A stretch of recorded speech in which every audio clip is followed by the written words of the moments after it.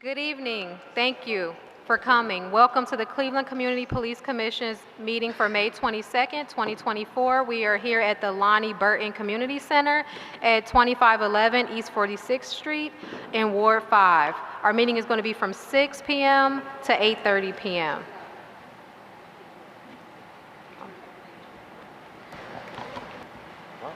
I'm going to call the meeting to order and welcome everyone. We're going to start with a roll call vote of attendance. Co-Chair Adams. Present. I am present. Commissioner Benito. Present. Commissioner Chura. Present. Commissioner Donaldson. Present. Commissioner Early is not present. Commissioner Garrett Ferguson is on leave. Commissioner Kennedy. Present. Commissioner Reeves is excused. Commissioner Ridgway is on leave. Commissioner Van Leer. Present. Commissioner Rodriguez. Present. Commissioner Wong. Present. And I, Commissioner Zayed, I am present. We will move forward with the next thing on the agenda.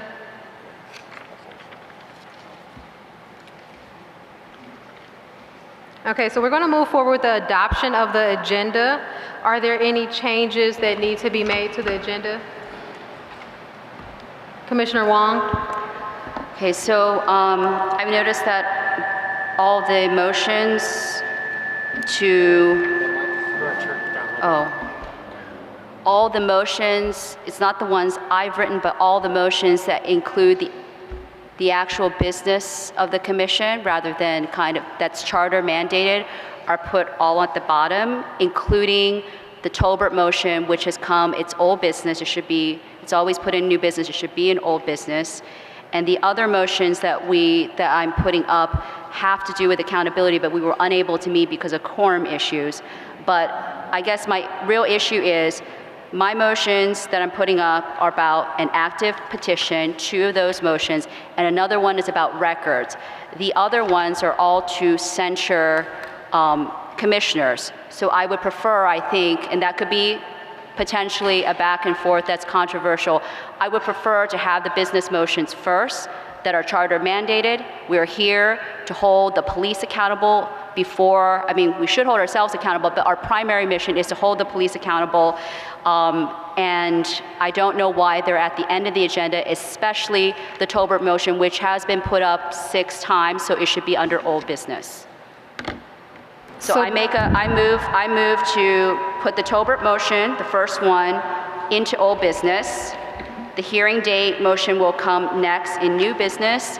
I'm striking the motion to censure co-chairs and 3 commissioners because that is actually contained in the motion to include Chura, Wallach, and me in the records meetings. There are going to be elements of that motion that explain why the co-chairs have not been as productive as I had hoped, but we can strike that one motion. And I think the business motions that are charter mandated should go first. Especially because the other motions, I see there's a motion to amend a previous motion. So here's the problem. I'm assuming the motion to amend a previous motion is about Mr. Wallach and the hiring committee. Well, those 2 should go together with the Mr. Wallach and the DOJ meeting. Those are concurrent issues. So maybe I'll make a motion first to move the Tolbert motion back to old business.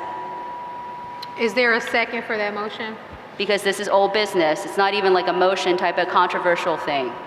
Is there a second? So we're going to put it at the end of the agenda. Okay, so there's no second, so that fails. Is there another? So, Jim, would you like to second that motion? It's been 6 times that it is old business, not new business. So that is just a complete error that's constantly made by the co-chairs in order to, and the co-chairs have said that this is a redundant motion, well then let the motion go through just to be sure. So I just want to move it to old business so that we can actually get old business done, some business. I'll second it. Okay, is there any discussion or debate? Is this the only part? So do we understand this October motion?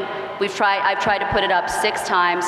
It was supposed to go through accountability, but we did not have quorum because of issues of Commissioner Kennedy and Commissioner Benito not being able to attend the meeting. Okay. Is there So any if we further- can take a vote, this is a pretty incontroversial issue because it's old business and it keeps being put in new business, and there are people asking why this motion is not even being able to be discussed. So if it's redundant, then just vote for it. If it's not, if you don't like it, then don't vote for it. But blocking it from even a discussion is hardly worth the effort of the commission. I'm sorry. Did attorney? Okay. Question for the director. Do we have these records? We don't have these records. Through the chair, yes, we do have the records. Do you have all of the records? Could you specify which records you have? Through the chair, I will give a report on records. I think we, He's going to give a report. can you hear me okay? Through the chair, I think we get stuck on this agenda thing too long. That'll be covered in the records report that's already on the agenda, so that's not in the order of the agenda right now to talk about the Could you records. speak louder, please? So we have all the records So that you... Commissioner Wong, through the chair, this is, that records update is in the agenda. Right now, we're on the agenda item of setting the agenda. That is already on the agenda. So, and there's a motion on the floor. So I will So cover, I would like to cover clarify the records. I through will the cover chair. the records during the records report update. Through the chair, I'd like to clarify, you don't have to go through every records, but we need to know if we have the Commissioner complete Wong, file. your question is out of order. Right now, we are discussing the order of the agenda. Quick comment. Hi, Martin with the City of Cleveland's Law Department. I believe that the motion for the Tolbert case is in the proper order because items that are in old business are specific to if they have not already been taken care of, if they have not already been heard, or if they've been waiting to be heard from a previous meeting. Those items are then carried over. This motion, from what my understanding is that it did not get a second in the previous meeting, so it was adequately disposed of. So I recommend keeping it where it is. Thank you. Well, I have a I would like question. to call, is there any other discussion? I Okay, have so a- we're I going to have- call for the vote. Excuse me, I've not You've already spoken twice. once. I've not spoken twice. We're going to call for the vote. All right. Co-Chair Adams, Nay. Commissioner Benito. Nay. Commissioner Chura. We have the records, correct? All of them? Yes. Yes, we have the records. Nay. Commissioner Donaldson. Nay. Commissioner Kennedy. Nay. Commissioner Van Leer. Nay. Commissioner Rodriguez. No. Commissioner Wong. Aye. And I, Commissioner Zayed, no. So that motion fails. I have another motion. I just wanted to address Martin's earlier point. Even if it died, it is an older motion than the new motions are on there. So it seems like the co-chairs are just Commissioner Wong, please arbitrarily. move forward with the next item That's of the what agenda. We're I'm- discussing the agenda. Please don't interrupt Please me. move forward with the next item of the agenda. I am making the motion. So again, the motions I want to move are the hearing date for Tolbert's petition, and also the motion to include Chura Wallach and Terry Wong on the records meetings, because those actually have to do with the charter mandates of our business. Nowhere in the charter does it talk about, and we don't have a Okay, process thank you for very censuring. much. Thank you. Is there a second for this Could motion? you please, would you mind being in order, Is there a Chair, and second for then this motion? not interrupting people mid-sentence? Would you mind doing that?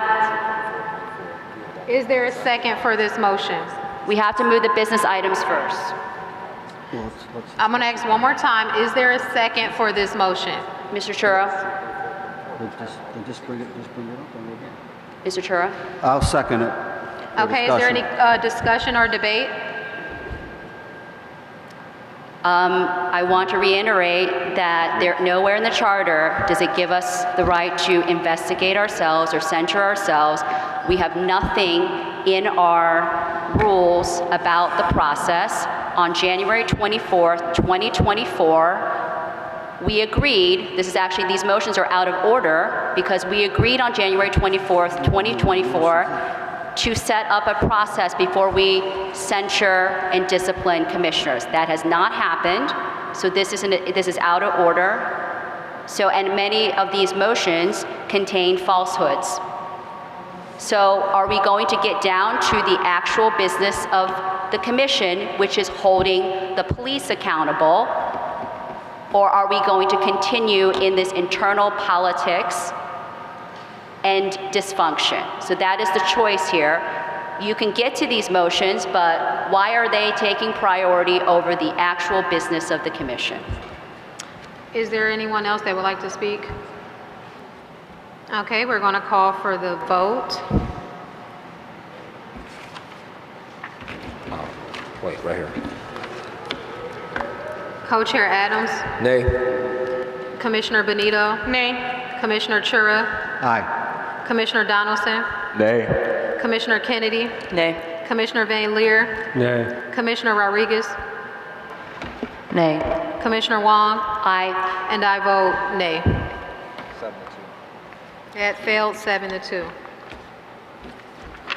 Commissioner Diane, Okay, so I move to adopt the agenda. is there a second? Second. Okay, I have a question. Have we struck out the other motion? We need to do a motion for that. you would like to, okay, so, To So the the chair, next- you can just withdraw that when it comes up on the agenda. It doesn't have to be struck out. That you can just withdraw. If you're the bringer of the motion, you can withdraw the motion. Why don't we do a motion so it's more efficient? I move to that's remove not, actually the- not more efficient. Yeah, there's already a motion on the table, so, Well, I make an amendment to adopt the agenda after the motion to censure the co-chairs and 3 commissioners is struck from the agenda. is there a friendly- second for that? She wants to adopt the agenda with the strikeout of the co-chairs and 3 commissioners. She did a friendly amendment. I did a friendly amendment. It's easier to do it this way than do it later. There's nothing controversial about it. The Second. motion is actually this is the last motion. Okay, so we're going to call the vote to adopt the agenda with the motions to censure the co-chairs struck from the agenda. Yeah, because it's the second motion. Okay, so I'm going to call for the vote. Did we get a second? Yeah, Adriana seconded. So Co-Chair Adams, Aye. Commissioner Benito, Aye. Commissioner Chura, Aye. Commissioner Donaldson, Aye. Commissioner Kennedy, Aye. Commissioner Van Leer, Aye. Commissioner Rodriguez, Aye. Commissioner Wong, Aye. and I vote yes. To the chairs, if you're not speaking, close your mic because it's causing a feedback loop. So make sure to all the commissioners, if you're not speaking, close your mic. So we're going to move on to meeting decorum. So the meeting decorum is listed on the agenda for tonight's meeting because we have so many items. I'm going to make a motion to limit talk time to 1 opportunity per motion and to limit that talk time to 2 minutes per commissioner. Is there a second? I'll second. Okay, is there any discussion or debate? Commissioner Wong? Considering that we are moving to censure 3 commissioners, 2 commissioners, one who is not even here to defend herself, I think that at least for the censure motions, because you're not following process, there's no due process, that you will allow Robert's rules to at least be used for those, because it is so far from the Robert's rules of what a disciplinary process should be. And it is very clear what is happening, is that if you don't let a person even defend themselves, you're not, I mean, how are you going to do this during a disciplinary hearing for an officer? Limit both sides to 1 time for speaking? That's not how it works. So Commissioner Garrett Ferguson is not even here to defend herself or provide any testimony to the contrary, and I don't know what we're even doing with these motions. There's factual errors in the motions. How much time does that actually save? You're saving, most of the commissioners don't speak, so you're saving what, like 6 minutes, really? Is there anyone else? And this Okay. is a form of censorship. Okay, so I'm going to call for the vote. Co-Chair Adams, Aye. Commissioner Benito, Aye. Commissioner Chura, Aye. Commissioner Donaldson, Aye. Commissioner Kennedy, Aye. Commissioner Van Leer, Aye. Commissioner Rodriguez, No. Commissioner Wong, No. and I, Commissioner Zayed, aye. 7-2. So that passes. We're going to move on to approval of the meeting minutes. Has everyone got opportunity to review the meeting minutes that were sent out? No? Okay. Yeah, it was a lot. It was also, if I may speak, it was from a long time ago, I think March. I don't even remember every detail. I'm sure other commissioners do not. I think that we need to have a discussion. Most boards that I've ever seen are able to get their minutes out within the week. If that is not possible, I'm not sure. I understand there's a staff shortage, but Jason, under our rules, is the secretary. I think what's causing the delay is that people are not taking notes during the meeting, the minutes, and then has to rewatch the entire meeting, which also doesn't capture every single nuance. So I have not reviewed them.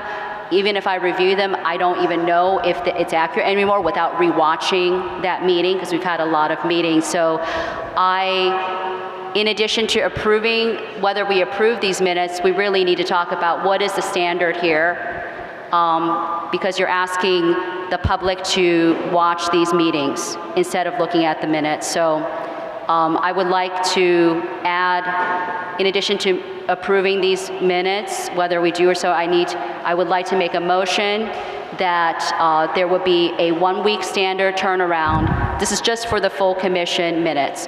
Whoever on staff can do it will do it, and it has to be a priority. So that's my motion.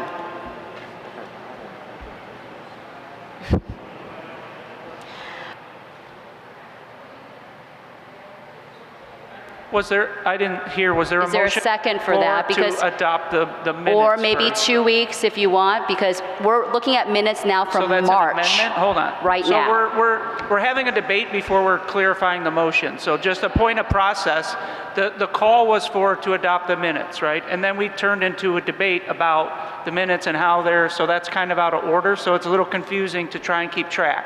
If So there's if we're putting a motion forward to adopt the minutes, it's either seconded or not seconded. And if it's seconded, then we can make a friendly amendment. So this is like just talking over the process right now. So we could start over. It would be helpful. Did not have Yeah, the then they opportunity. can vote no if they don't agree with the minutes, or you could, if there's not a second right now, that's fine, or you can defer it to next meeting, whatever Yeah, I is was the thinking we choice. could defer to next But a meeting. So I think that we're probably going to have a special meeting in June. I agree with Commissioner Wong that I think not only did the minutes come out very late, but there were like 4 sets of minutes that came out, and I would understand why people didn't have a chance to view them all. So my suggestion would be To defer. to save them into the special meeting. That's fine. However, when is the special meeting? We haven't scheduled it, but as we are working with our investigations, as we're working with business on the commission, we are thinking that we will need something next month. Okay. Can we, if we defer this, can we still make a motion that maybe 2 weeks, make a motion that 2 weeks from this meeting, we will have the minutes done for this meeting, so we don't keep falling behind? That's my motion.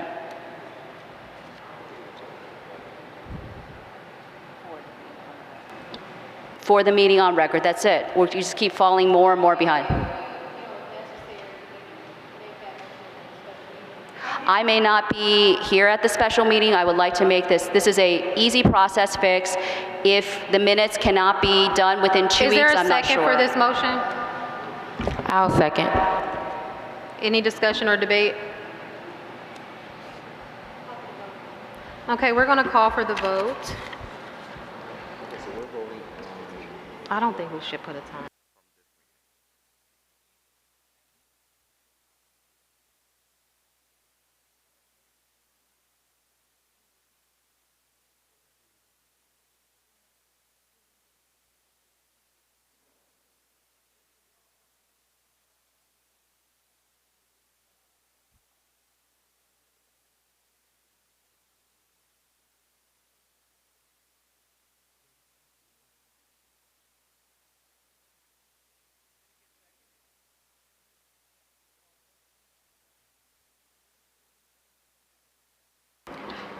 Co-Chair Adams, Aye. Commissioner Benito, Aye. Commissioner Chura, Aye. Commissioner Donaldson, Aye. Commissioner Kennedy, Aye. Commissioner Van Leer, Aye. Commissioner Rodriguez, Aye. Commissioner Wong, Aye. and I vote no.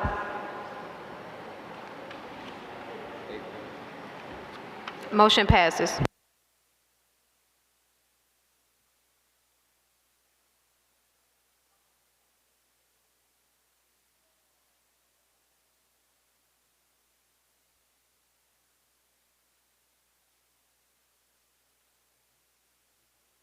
Yeah, so we're going to move forward to our public comment period.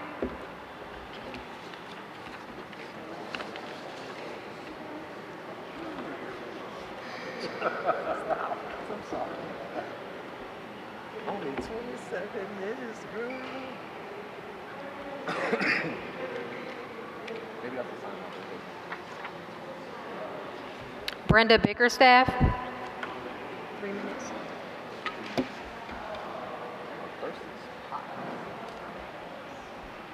Test, test. You gotta get on the mic for the TV. They won't go on the recording. Can everybody hear me right here? Okay.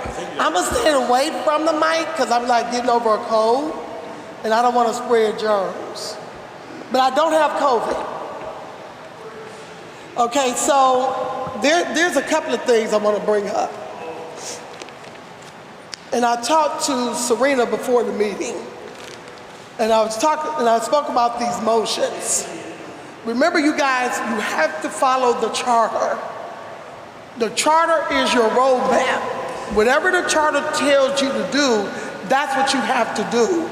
You can't deviate away from the charter. You have to stick with the charter. Now, Commissioner Chura, I'm gonna kind of pick on you a little bit because you was an ex-police officer. With the friction going on with the commission, I expect for you to stand up to them and kind of smooth things over because you were a former police officer up in rank, and sometimes you have to do things like this. Some of you do know I want some of you to be removed because we need to move forward with this commission. It is not moving forward where it needs to go. So we got that clear. And you know what? And you're being paid. You're being paid tax dollars to do your job. You should not be behind in your minutes. Period. And you are. You got people here that supported you. Pastor Phillips supported issue 24, 24/7. So at the end of the day, I'm gonna just keep encouraging you to do better. And the more I keep throwing things at you, you're not listening to what I'm telling you. The police that's sitting back there shouldn't have to be here to police the Cleveland Police Commission. And I'm gonna tell you again, the union lawyers is gunning for you. They want you to screw up so they can file that lawsuit. And the Tolbert case, I'm gonna say this, make sure you know those GPOs and talk to them about that, Mr. Chura, because you know how the GPOs go. And you know about that union contract, okay? So I'm gonna end my thoughts right there. Thank you. Next up is Sabrina Otis.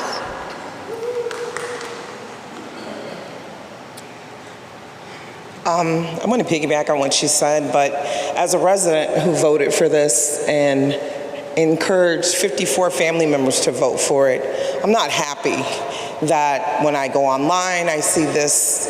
When I'm in person, I'm seeing it's shenanigans. You all could meet privately and fall out. You can beat each other up and do the best to each other. But when y'all get up in here and we come to sit to listen, we're here to hear what you guys are progressing towards to get accomplished. I don't want to hear all the bickering. I don't care. I'm over it. I need some of y'all to step back. If you know they're not going to support you, be quiet. Just let them do it. And then if it messes up, it's on them. But this back and forth all the time, every meeting, I am literally going online and counting how many minutes each one of you talk. It is ridiculous because some of y'all are talking more than an hour out of a 2-hour and 30-minute meeting. It's not fair. It's not fair that we're not getting anything done. It's not fair for the citizens who asked for this. Maybe you didn't vote for it, maybe you did. But for the folks who voted for it, we expect something done ASAP. Y'all been playing around, falling out, can't get nothing done, want to argue. I don't want to hear it. When I come in here or when I get online, all I want to see is some camaraderie and getting some things passed, voted, moved on. Passed, voted, moved on. That's what we would like. Thank you. Thank you for that. Luca, is it Luca Wagner?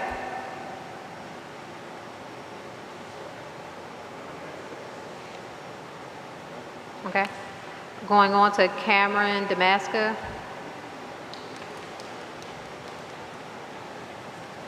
All right. Good evening, commissioners. I want to start by speaking to I think it's important to speak to some of the recent meetings that happened because they are referenced in two of the motions. So in talking about getting work done on this commission, one of the key committees in order to do that is the Accountability Committee. At the most recent meeting, there were only 2 commissioners at it. There was Commissioner Wong and Commissioner Chura. In order for them to progress and to be able to do anything, they need to have 3 people in that meeting in order to vote, to move things forward. There is work that needs to be moved forward there. And so the fact that there's only 2 people there is a problem. And also, this motion to censure Terry Wong is a motion, if I'm understanding this correctly, to remove Wong off of the Accountability Committee, which at the previous meeting, that means there would have been only 1 person there to be able to do things. So you all need to get past the petty not being able to work with each other drama. And also, just to speak to the May 15th meeting, I watched that, and the conflict that boiled over there, which led to the meeting getting shut down, which is referenced here, the topic that came up was about setting standards related to police training and actually overseeing police training directly. That is something that Terry brought up. It was something that was not really well received. Terry brought up a private conversation that she had with Jason Goodrick. And in that private conversation, Terry is alleging that Goodrick took issue with basically making an HR offense for police officers to be in white supremacist and hate organizations. So like, that is a conversation that you all should be having. That coming up shouldn't lead to a meeting getting shut down within 2 minutes of it coming up, and then 4 days later, that meeting being referenced as censure against Commissioner Wong. You all need to focus on doing work, because so long as you keep bringing up stuff about removing commissioners every single meeting, the only thing you all are ever going to talk about is who should be removed. Thank you all.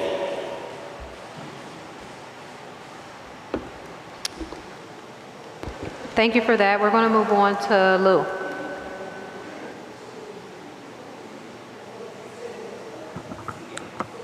Hey, good evening, everybody. In general, people have different personalities, don't get along, then you can expect bickerings happen, even verbal fights.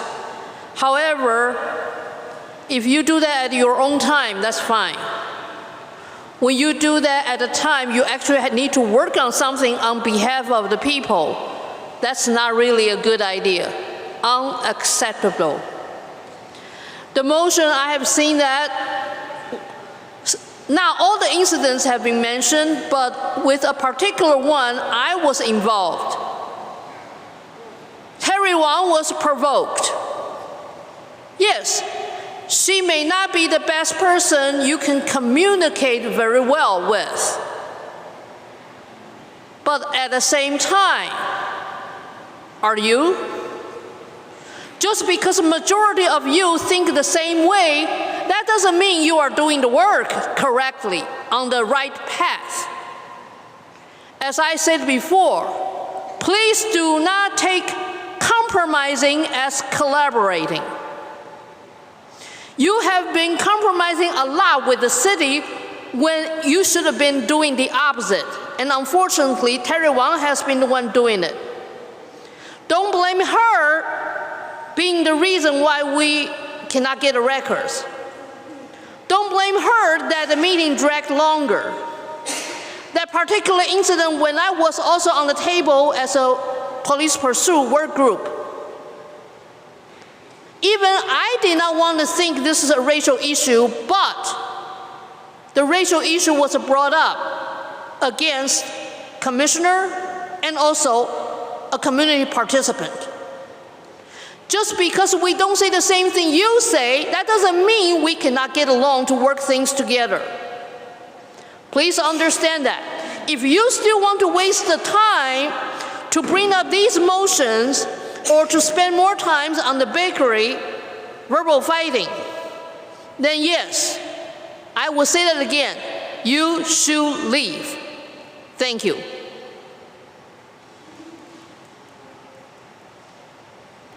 Next person, is it Darrell Hosfer? Okay, Darrell Houston.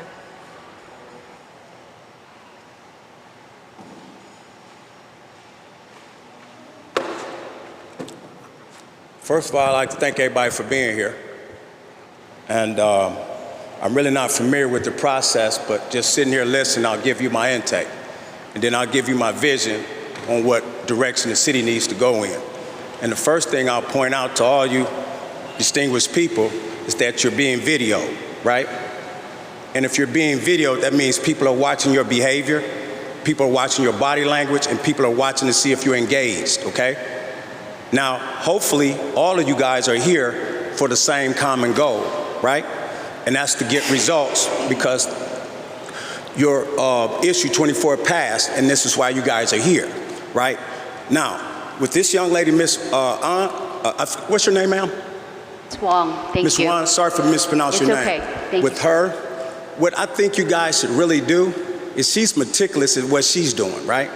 Some of y'all should think about some of the things that she's actually saying and see if there's any facts to it before you start showing disconnect to it, okay? Because I watched all y'all body language and none of y'all seem to be connected to why y'all really here, okay? You're not here because she's speaking out. You're here because we have problems in our city and we're trying to solve them in a collective way, right? We have a diverse group here. We have multiple different age brackets. And I'm telling you guys, if we can sit here, we can figure out how this can work. I don't like to see people arguing back and forth that say they have the same common goals, okay? We can all sit here and agree to disagree, right? And that's respectful because all of y'all are adults, all of you guys have children, all of you guys are connected to this community. Until you realize that everyone in this room, everyone in Calgary County, everyone in the state of Ohio is connected in some type of way, whether it's directly or indirectly.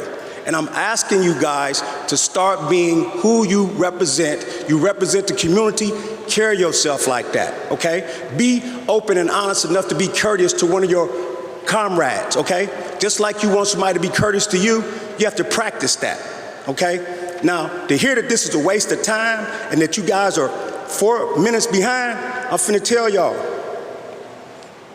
I am going to make sure and I'm pledging that all this mess get taken care of in the city of Cleveland. I am sick and tired of elected officials and people such as yourselves being appointed to panels with no results, okay? And I'm not here to throw rocks at nobody because I don't know anybody personally.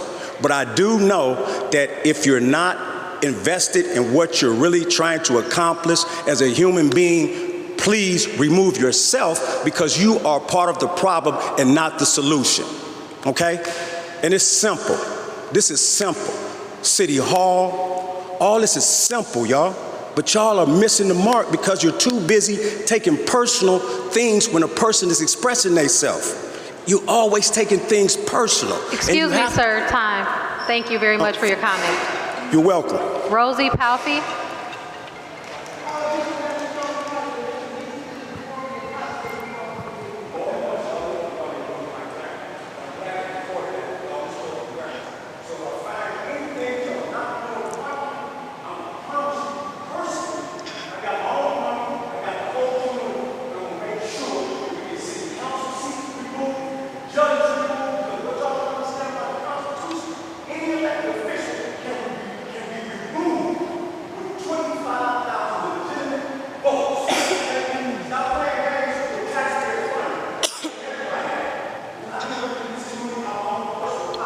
Jason.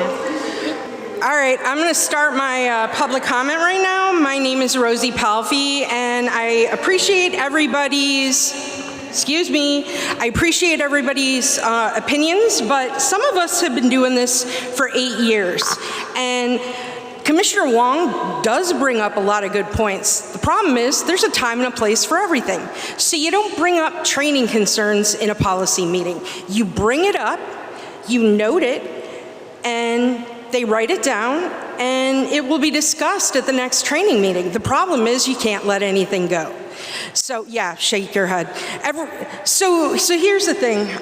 This is for Mayor Bibb and Law Director Mark Griffin. First of all, I want to educate everybody on what happened last week. Excuse me. A commissioner in January filed a complaint alleging discrimination based on a disability by Commissioner Wong. I was asked to write a letter in March. I wrote a letter. Last week, I was asked to come in and give testimony in a ad hoc committee in executive session, in part to protect Commissioner Wong, because anything said publicly, you know, I mean, she's always talking about slander, defamation, libel, whatever. So anyway, what she did was she refused to leave the meeting. Then I guess she left. She was banging on the door. They had to lock the door. She made phone calls to lawyers. She was threatening to call the police. She had her cell phone in people's faces. She was intimidating them. And I just want to read this from the workplace violence policy the city updated on May 8th. It says, the city prohibits any form of discipline, reprisal, intimidation, or retaliation for reporting incidents of workplace violence or cooperating in related investigations. Now, whether or not an investigation allegations have been substantiated, it doesn't matter. You are not allowed to retaliate against a witness or somebody who filed a complaint, period. So what it says here is if a manager has reasonable suspicion to believe the continued presence of the employee represents a danger to himself, herself, other employees or non-employees, the employees shall be placed on administrative leave with pay.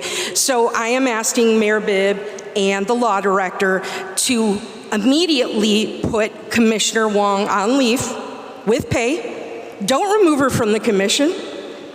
And the problem, I can't say it'll be solved, but if that doesn't happen, I will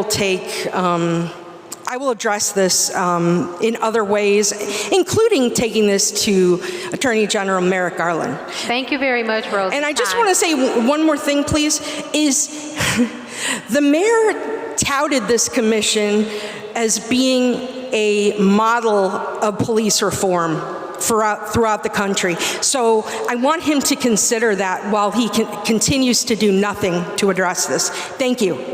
Thank you. We are moving on to the co-chair report given by co-chair Adams. Thank you. Good evening, everyone. So just a couple items. As far as we were able to meet with Chief Todd on I believe it was May 7th. And so the goal of the meeting was to allow the commissioners to see sort of what the records look like in the IA Pro system where most of the records are housed. So this would have been what in previous discussions we were calling like the chief's files.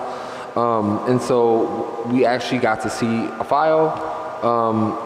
And we requested because there are some issues, I guess, that we're still trying to get access. And so one of the things that we suggested is that if we could be able to get maybe special access from the vendor that will allow us the ability to view basically what's present in IA Pro, and then we would be able to go through that list and request the specific records that we would need. We requested it because the reality is that it is very time consuming for police to click on every individual record and download it. So we're waiting for the follow-up on that. That would help us to be able to have access directly. So that's what we requested, direct access through the vendor. As far as our weekly meetings with the Department of Justice goes, the records are still coming in. We have received the Antoine Tolbert records. I think in the ED report, I think there was maybe a couple things that maybe weren't there, but we got over 500 files. So we would have to start the process of going through those files. So those meetings are producing our records, and they have been notifying us as they've uploaded records into the SharePoint drive. So I'll end the report there. Do we get to ask questions about what you're reporting on?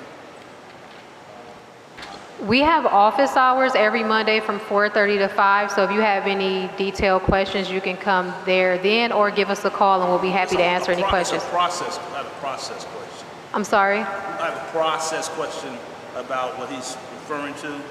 I'm just curious about, are they giving you all the information, and then who's processing that from the commission? Oh, you know what? You'll learn about that in a second. We're moving on to our executive director report given by interim executive director Jason Goodrick. All right. Good evening. I will give you updates on several things, starting with the budget. First thing, I always try to remember to say thank you to everybody who takes the time to come out tonight and engage with us. Being passionate about how you feel things should go is wonderful, and that's the kind of people we need to come. So please continue to follow us and encourage everybody to do better. I think that's wonderful. All right, so budget, there are no new spends that required reporting or votes in this month period, other than normal operating budgets such as rent and taking care of the things in the office. I will give a mid-year budget update to budgets and grants in June, so if you're interested in hearing where we are exactly with every line item, I will give us the mid-year to budget and grants in this upcoming meeting in June. So you get the full picture on how much we've spent for the first 2 quarters of the year. Staffing, we are still down 2 positions. One of those is the senior communications specialist that handles the website, the YouTube, the social media, the email. We do have somebody going through a background check process right now for that position, and hopefully we will hear the result of that soon, and we can make an offer once they pass the background check. Background checks are required for employment with the City of Cleveland, so we have to follow their HR policies, and we are all employees there. There is currently on the City of Cleveland's HR website, we have a position for community engagement coordinator. That position is the front line that gets out there and goes to other public meetings, gives out information about the commission, attends events, especially like over the summer, set up a table, engage with citizens along with commissioners who also do that with their time when time allows. And that position is currently posted. It should be up at least halfway through the next month before we'll start doing interviews, so people have time to take a look at it, and I encourage. That position will pay between $50,000 and $60,000 a year, so it's I think that's $25 an hour minimum, if my math is right there. So that is the community engagement coordinator, and it is an entry-level position, so that's the other thing too. So it's not you didn't have to go to college or anything like that to apply for that position. It's entry-level, and that is our way into this world for people who don't have that education to apply to other jobs. So just to give the community a quick update, if you've been to our website lately or you've been watching our YouTube or social media, You can see we're a little disorganized, and that's because of the vacancy, so hopefully we'll have that filled within the next 35 days. I've been doing my best, but it is not my area of expertise to keep it up to date and information flowing, but we have been vacant in that position for a few months, and we will address any concerns with the website and particularly with sorting out meetings so it's easier to access the videos, the agendas, and the approved minutes. So we're aware of that. We've heard the feedback on it, and as soon as I have a person back that can manage the web, that's their first priority to sort all that out. Now on to the records request. The first thing I will say is this. The city, this last week, changed their stance on access with the CPC. Mark Griffin, the Director of Law, wrote a letter to Ohio Leads asking the CPC, OPS, and other oversight entities to be considered part of law enforcement so that they can have full access to Leads records and anything else that might have been redacted. It is a complete change of position on the city's part that happened right after the monitor talked to council about the issue, and I think they're whatever the reason, it's a good step forward. It doesn't guarantee that the state will agree. However, the city should be commended for taking that step, and the community should support the city's effort to do that by reaching out to the state of Ohio and encouraging them to say yes to that petition. Access for us is common in other oversight agencies across the United States, and what that means is that the CPC will be able to look at records directly. They won't have to request records any longer, and we will be able to have entry directly into systems to see things and get our own records in the future on a limited basis, so long as they're not pending or open investigations, right? So anything closed, any old reports, we should be able to pull those without a problem. That's in addition to Chief Todd, as Commissioner Co-Chair Adams had mentioned.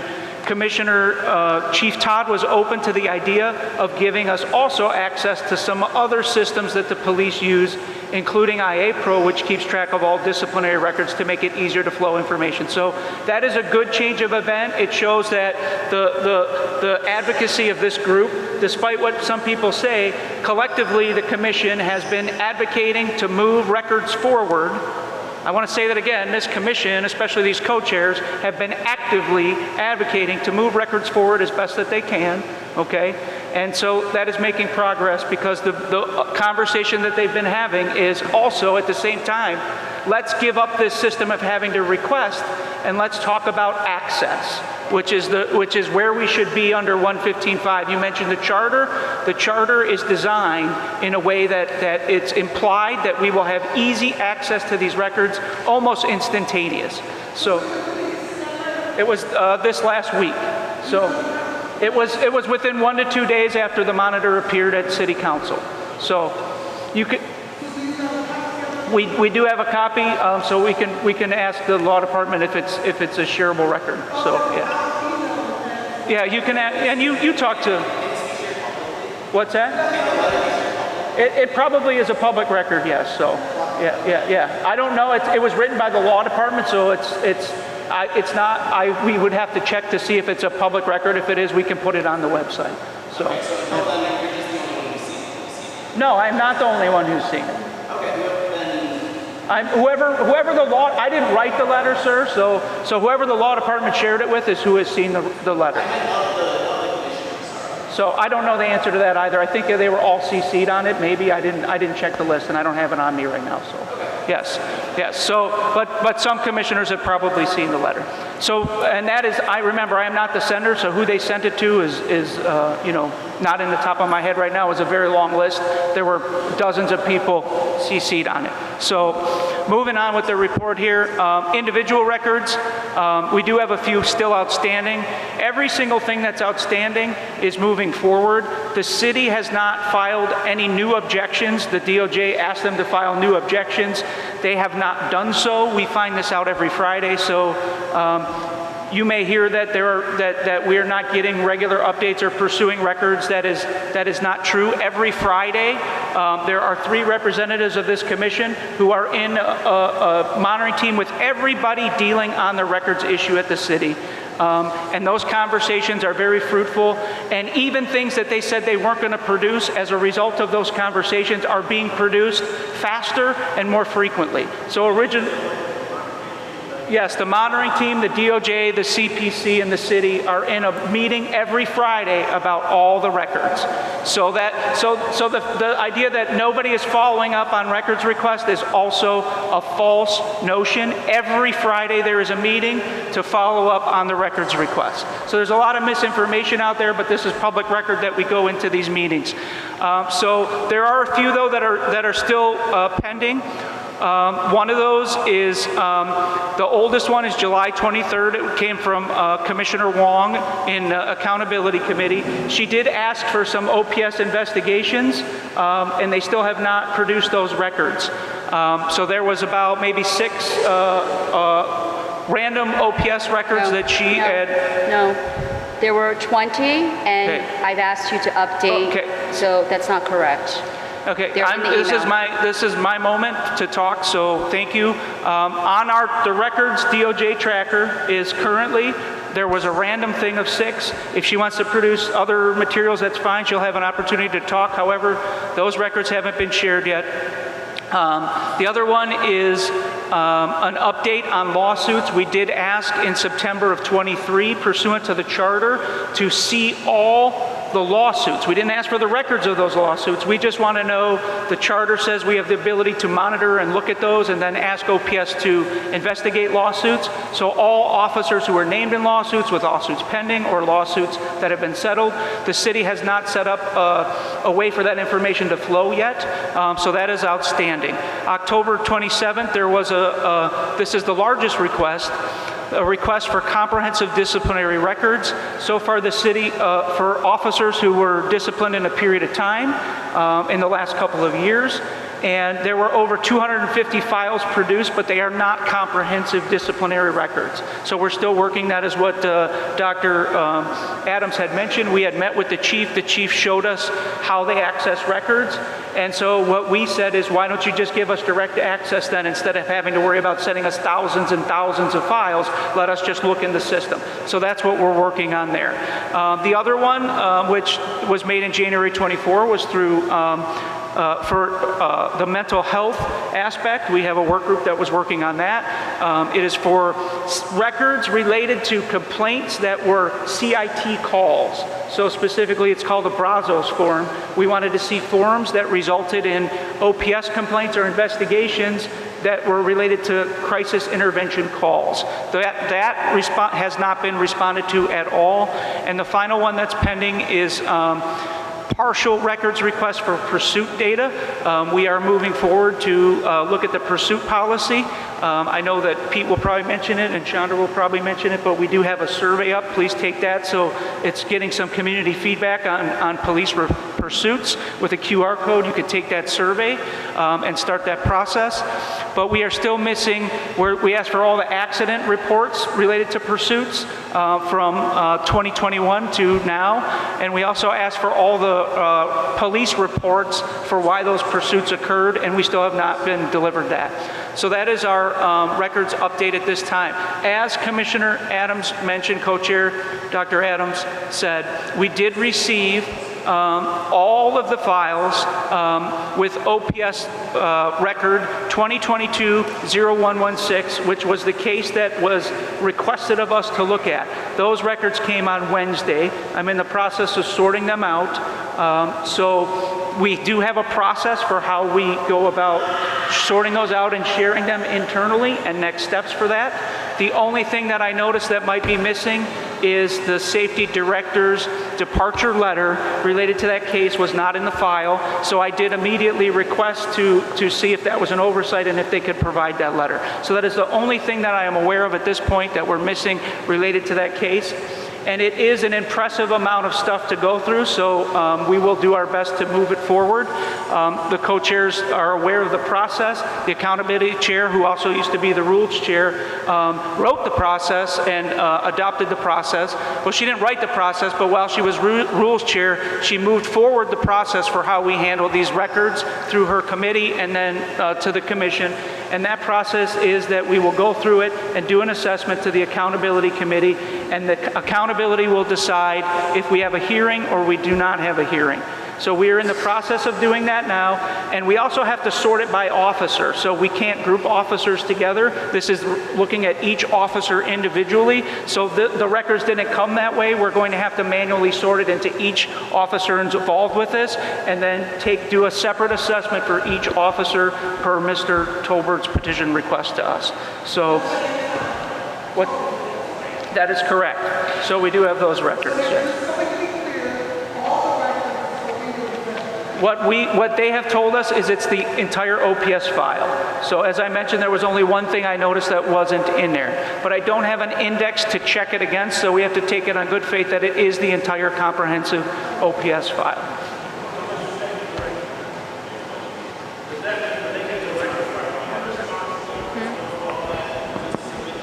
That is correct. That is correct. I'm responsible for assessing it and providing it to the accountability chair.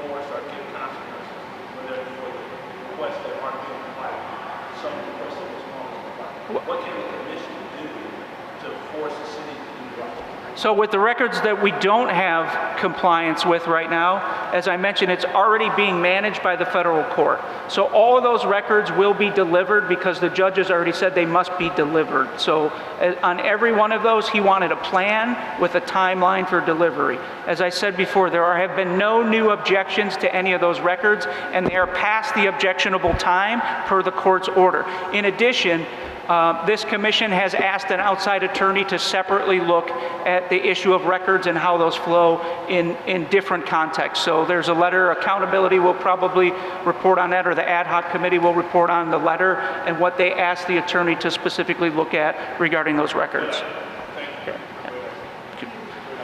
And that concludes my report to the co-chairs. Thank you for that. We're going to move forward to the committee Commissioner status. Zayed, I have some questions.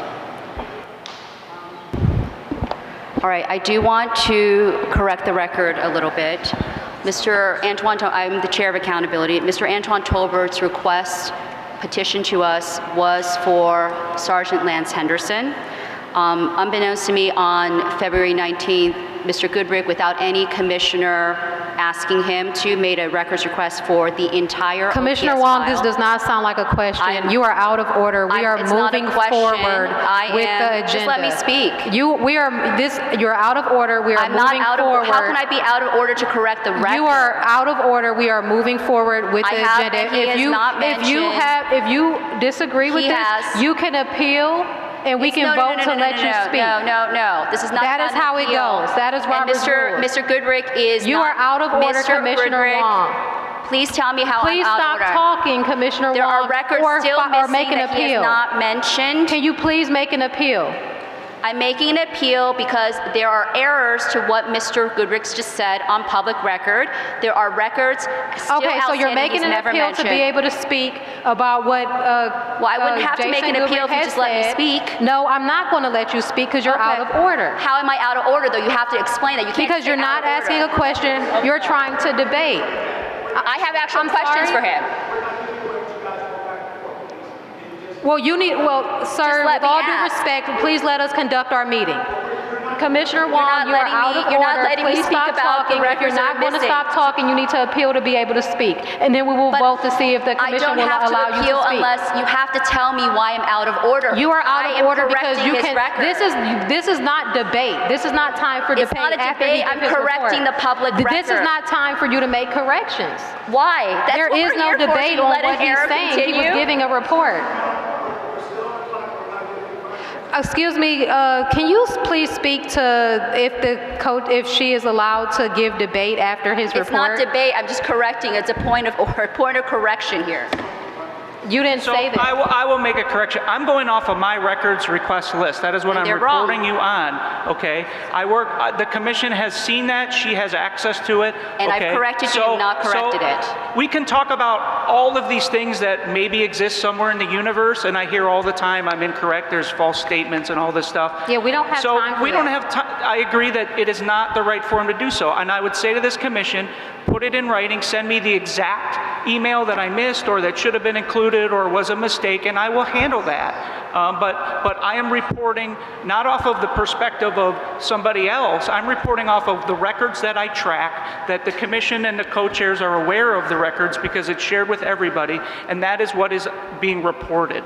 And I asked that if you have an issue, please address that with him directly at a later time outside of sent this him an meeting. email. He Thank has you very not much. We're moving corrected on it. to the committee status reports. The first committee status report is with the Police Accountability Committee with Chair Terry Wong. All right, so I guess we will talk about it in the committee report because we are still missing records.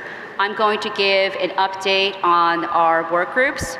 Brady Giglio work group is Linda Rico and Dr. Phil Stinson have finalized almost the rubric. We will begin looking at using that rubric. Unfortunately, that October request is still pending. We don't have any complete disciplinary files for any of the officers that were charged in the last 2 years. And I'm glad that the co-chairs have had access to IA Pro. I would like to know the timeline for the rest of the commission, especially the Accountability Committee, when we asked for access to IA Pro back in the fall. I do want to also commend that it was the Accountability Committee through the chair and through the other committees and the work groups that first brought this issue of the records to the monitor, and it was our report to the monitor that facilitated this entire, so while we appreciate the co-chairs meeting after the fact that the monitors are engaged, it was actually making the records request that brought this to a head. So the second work group is the discipline work group. Martin, I've given you the 2 sets of documents for the manual of rules and the corrective action GPO on April 19th for your comment. I've still not received to this date, it's been over a month, any comment back from you. I was a little concerned when we followed up that you said that you had to take your comments to the law department before you brought it to us. So I'm a little concerned. Are you our attorney or are you working with the law department on these issues? You can talk about it offline, but that was of concern to me that you have to take whatever your work is Commissioner back to be Wong, checked by the law department. attacking our attorney is not a part of your I'm report. not attacking him, I'm saying what he has said. And now the discipline work group will be looking at the promotions and evaluations material for the police. And I would like to, since I didn't get to ask my question about the Tober motions, you are saying there's 500 files and the only thing that is missing is, Mr. Goodberg, could you pay attention? The only thing that's missing is the disciplinary letter from Carrie Howard.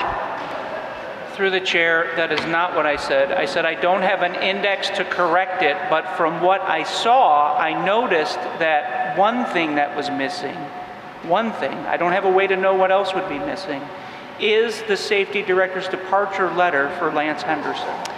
That would be normally received by us through our normal process, so I think it's probably... Through the chair, it is not. I did a search. For some reason, we do not have that departure letter in all of... So I get every email from case prep when those go out, typically. So I tried searching every word I could to find that. For some reason, I do not have a copy of that, so I requested it immediately. So you did a request by yourself or through the co-chairs? I asked Amy if they had it and they didn't send it, please send it. So Amy Huff is the custodian who sent the records over, and she said she will immediately look into seeing where it is and get us a copy. The last point I want to make is that, yes, we did, I was the rules chair when we passed the rules. That was a long time ago for this hearing process. We are in the process now of completely writing that process because, Mr. Goodrick, if it would make sense that the Accountability Committee help you go through those 500 files. I would advocate that any files that are available to you are available to the commission because you are not a commissioner. It is the commission that acts. So please give the Accountability Committee access to those files so we can help them process them. Okay. Okay, thank you. And, for the record, I always do, just like I did with the first case. I just haven't had a moment. It's been only less than 48 hours since I've had them, and I'm still assessing what we have, transferring it. So let's not make it seem like it's because I'm intentionally doing something. Well, Mr. Goodrick, so they're on a SharePoint drive? Will you say that I sent you the last ones for the last case? Did you have access to it?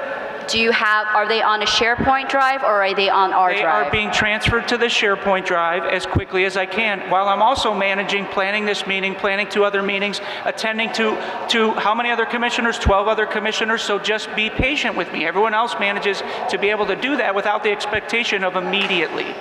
Thank you. I understand that, but this is 111 days from when he has made his petition, if you can. What? Okay, that's fine, but next time, twice a week. So that is, but we are rewriting the hearing draft. I'm working with John Martin from the Public Defender's Office, and Professor Katz is providing his input. As a report, we had a joint meeting between Rules and Accountability. There was a draft written by Mr. Goodrick with Martin that we found a total of 100 points of issues with.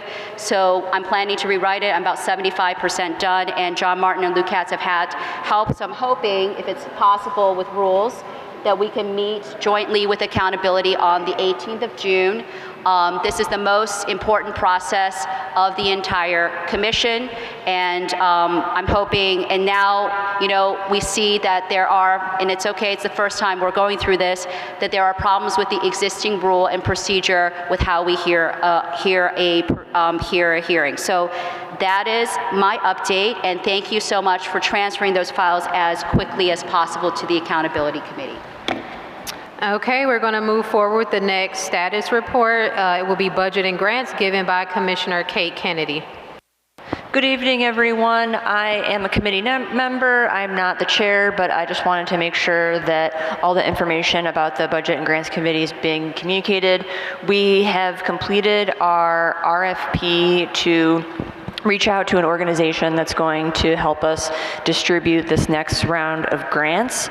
We've approved that within the committee, and it will be released on June the 2nd.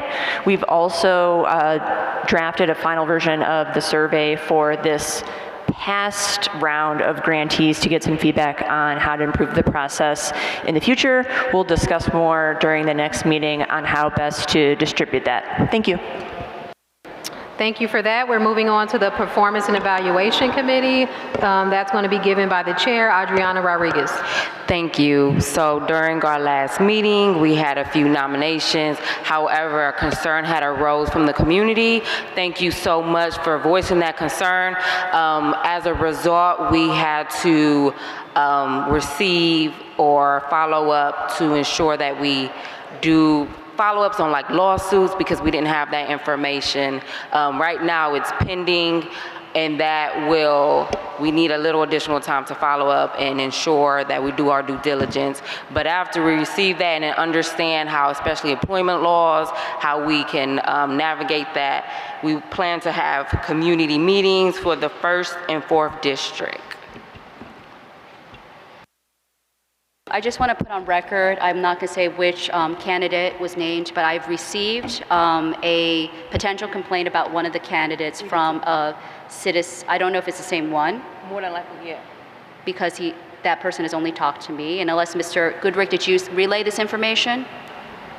Through the chair, we did receive a concern after that meeting was conducted when they mentioned who their finalists might be from a community member. I have no way to know if that's also the community member that you're talking to, Commissioner Wong. So I guess a point of clarification, we received it for all the candidates that we were looking at, just a quick review of any legal pending cases or lawsuits, because overall we was looking at discipline, and that information was not received in that discipline. So all the candidates, just to be on the safe side and to do our due diligence, similar to ensure any legal, anything current, pending, or in the past, we asked for that record.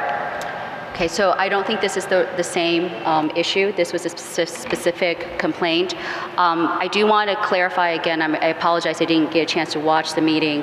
Are you asking for the full disciplinary file on all the candidates, or are you just basing it on the disciplinary letters? And there was one candidate that had, when I went through the letters, there was an issue of concern that needed probably following up, but are you looking holistically at their entire record? So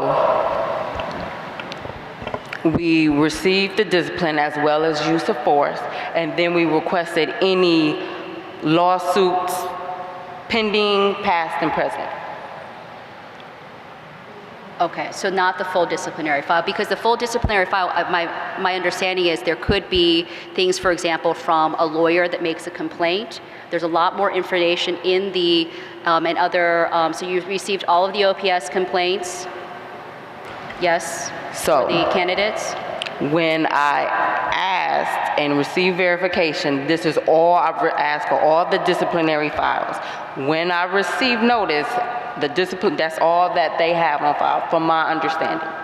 I asked several times, and I even asked Interim Executive Goodrick as well as my committee members. From my understanding, that what we have as discipline is what all they have. Would you be able, is it, Mr. Goodrick, is this the file that we got as a commission? So through the chair, when we met with the chief, okay, this is what was explained to us about disciplinary files, right? They no longer keep single unified paper files on anyone. To consolidate an officer's record, they go to several different sources. With discipline, it's in IA Pro. They don't have digitized anything that is older than IA Pro, nor do they have incentive to do so, because in the police contracts, the way the chief explained it to us is that there's no need for them to keep records past 3 years because the contracts prohibit them from looking at those records. So the chief no longer keeps those files. They're in what's called the archive. So, and when we ask questions about the archive, most people didn't even know how to find a person in that archive because the people that used to do that just aren't around anymore. So the matter of saying full disciplinary file, when you ask them for that, they search IA Pro, and whatever comes up to them is a full disciplinary file from the perspective of the current command staff. So I think we need to really revisit learning more about what they do now versus what they used to do, and if there are paper records, establish what the process is for going into that archive, because and it was my understanding at that meeting, they just don't go in the archive for anything anymore because they've had IA Pro for so long, it's all that they know. So they search IA Pro, and with these commanders, they have provided everything on each person that is in IA Pro related to discipline. So for them, they consider it the full disciplinary file. I just want to ask a point of clarification. This is the file that would be, say during a disciplinary hearing, a file is put together for the officer because that's an aggravating and mitigating circumstance. Is this the same file? And we also had a motion that we passed to obligate them to put together a single file. I hardly think that it is our fault that they've dispersed these files again. What does Chief Toss say about our motion that we have put forward with, I think, almost unanimous consent to have a single file kept for every officer, so it's not taken apart, put back again, and it causes quite a bit of delay. Her words, if I remember them, this is very close to it, is they want to meet our request. Chief Todd agrees that that is something that needs to be done. However, they can't meet the timeline that we requested in our motion. But she did make a commitment to work on the issue, and I believe she was going to send an answer in writing. She may have already sent it, and I just didn't see it, so the co-chairs can follow up on that if they need to. But do you have anything to add to that? Okay.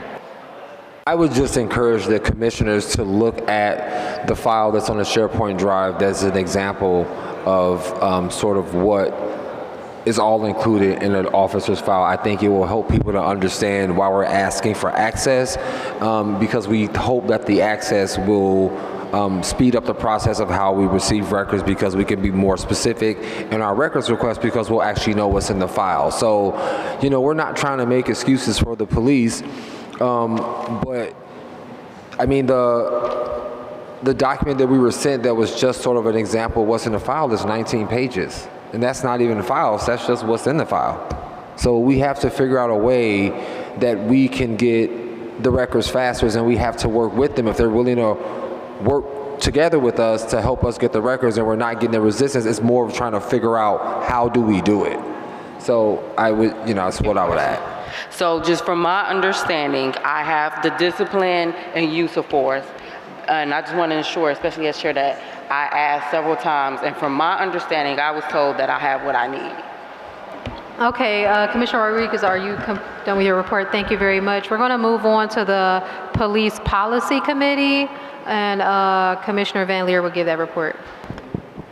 Okay, so the main issues that we're looking at right now on policy are wearable camera systems and in-car camera systems. There's a GPOs, I think 3 GPOs that we're looking at there. We have a work group that's looking at vehicle pursuit, and I believe you have a survey that's out there. So I don't know if you want to say anything quick about that, or do you want to mention that?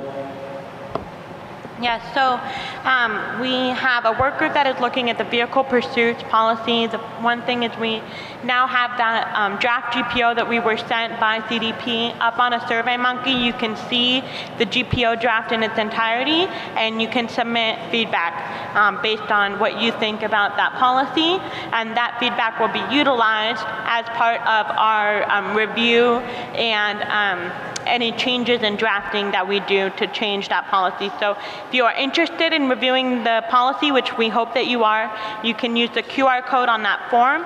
In addition, we are planning a community conversation event around this topic. That event will be on June 20th at 6 p.m. We are still figuring out a location for that event, but save the date, and information should be going out soon, and at that event, you'll have the opportunity to hear from the CDP about what they put in their draft. Then you will also have, you're hoping to have some guest speakers that have been very involved in the pursuit top issue, an attorney that potentially, we are hoping that Stan Jackson, who represented Tamia Chapman's family, will be able to join us at that event and speak to us about what he learned through representing Tamia Chapman's family. And then there will be opportunities for the community members to give their input, and we will have a listening session as well as facilitated conversation. So we hope that you'll join us for that. June 20th. June 20th at 6 p.m. It'll probably be 6 to 8, and then location to be determined. Thank you. Okay, so do you have something? I have a question. So the survey, I don't recall, I'm on the vehicle pursuits work group. I don't recall that we finalized that. Was that something that you did privately with Mr. Goodrick without the input of the work group? We did it at the policy committee meeting last week. Without, okay. Was there any input from the work group other than you? Well, Did you send out an email? I sent it to the entire work group. I never received any written feedback, and then I also sent it to the entire policy committee, and didn't receive any written feedback. And then in the meeting, we voted on it and voted to approve it and move it forward. So it was never discussed in the work group, to my understanding, right? It was sent to the work group, which right now commissioners consist of yourself, me, and Sharina, since Jen is on leave, and you and Sharina were also on an email when I sent it to the entire policy committee, and then once again we voted on it in the policy committee meeting last Wednesday. I understand that, but what I'm saying is that there was, it's great to solicit feedback by email, but we should be having a public discussion on these issues, and through that collaboration, we should be so that didn't occur. We did have a public discussion about it in the policy committee meeting. Okay. So I'll continue my report from the policy committee if we're good. So the other piece, there's another piece, we're working with the training committee on bias-free policing to do some work on that. And finally, there should be flyers here. I believe I saw one. We have on May 30th, we have a surveillance tech community forum. It's at New Sardis Primitive Baptist Church on East 147th and Kinsman. We will have representatives from the division there speaking about the technologies they use, like ShotSpotter, automatic license plate readers, Fusus, all the issues all the kinds of technology they are currently using. We have responses from somebody from Cleveland State, expert at Cleveland State, from the ACLU of Ohio, from Latanya Goldsby from Black Lives Matter. And then we're going to have a panel discussion moderated by Isabel Hardaway, formerly of the monitoring team, currently at CASE with the Social Justice Institute. And then there will be a question period for community members. And we're really looking for, as we look at this, to both sort of a two-way, looking at explaining what the division is using in terms of technology and how they're using it, and then some responses from people with around how, other examples of, what their response is, constitutionally as cybersecurity expert from Cleveland State, the ACLU, and from the community itself, and then an opportunity so learning from the community and for us, and also for us to hear from the community about whatever concerns they have or the value they see in this technology in terms of public safety. So that's on May 30th, starting at 6 p.m. Am I missing anything, Director? Flyers on the table. Flyers are on the table. So please spread the word. Hope to see you there. I think that's all of my report for Policy Committee. Thank you, Commissioner Van Leer. We're going to move on to the Outreach Committee, report given by Commissioner Kate Kennedy. Thank you, Chair. Again, not the chair of this committee, just a member. Thank you very much, Martin, for helping us move the RFP forward to get the community survey out. Martin, do you have an estimate on the time frame that it will be live for, like the dates? Okay. Because I was looking through my email. Okay. But I figured that it was somewhere. I was looking through my email, but I couldn't find it. But that should be live very shortly. And then thank you, Ryan, for sending the final draft of the survey. That survey will be shared with whoever wins the contract for that RFQ. It might go under some kind of like mild to moderate edits, but the spirit of all the questions will remain. And then by our next meeting, hopefully I'll have an update for you about the next stage in that process, hiring a survey firm. Thank you. Thank you for that. We're moving forward to the Rules Committee, report given by Chair Pro Tem Pete Van Leer. Okay, the Rules Committee. The main things we're working on right now are Rule 1.4.5, which deals with committee membership and how committees function on the Commission. A Commissioner Accountability Rule that we've been working on drafting that will put in place a clear process for not only the rules, how we hold ourselves accountable, but also things like meeting decorum. And we're also moving forward with the evidentiary hearing manual. We had a joint meeting, as Commissioner Wong mentioned, and we are looking to move that forward as well.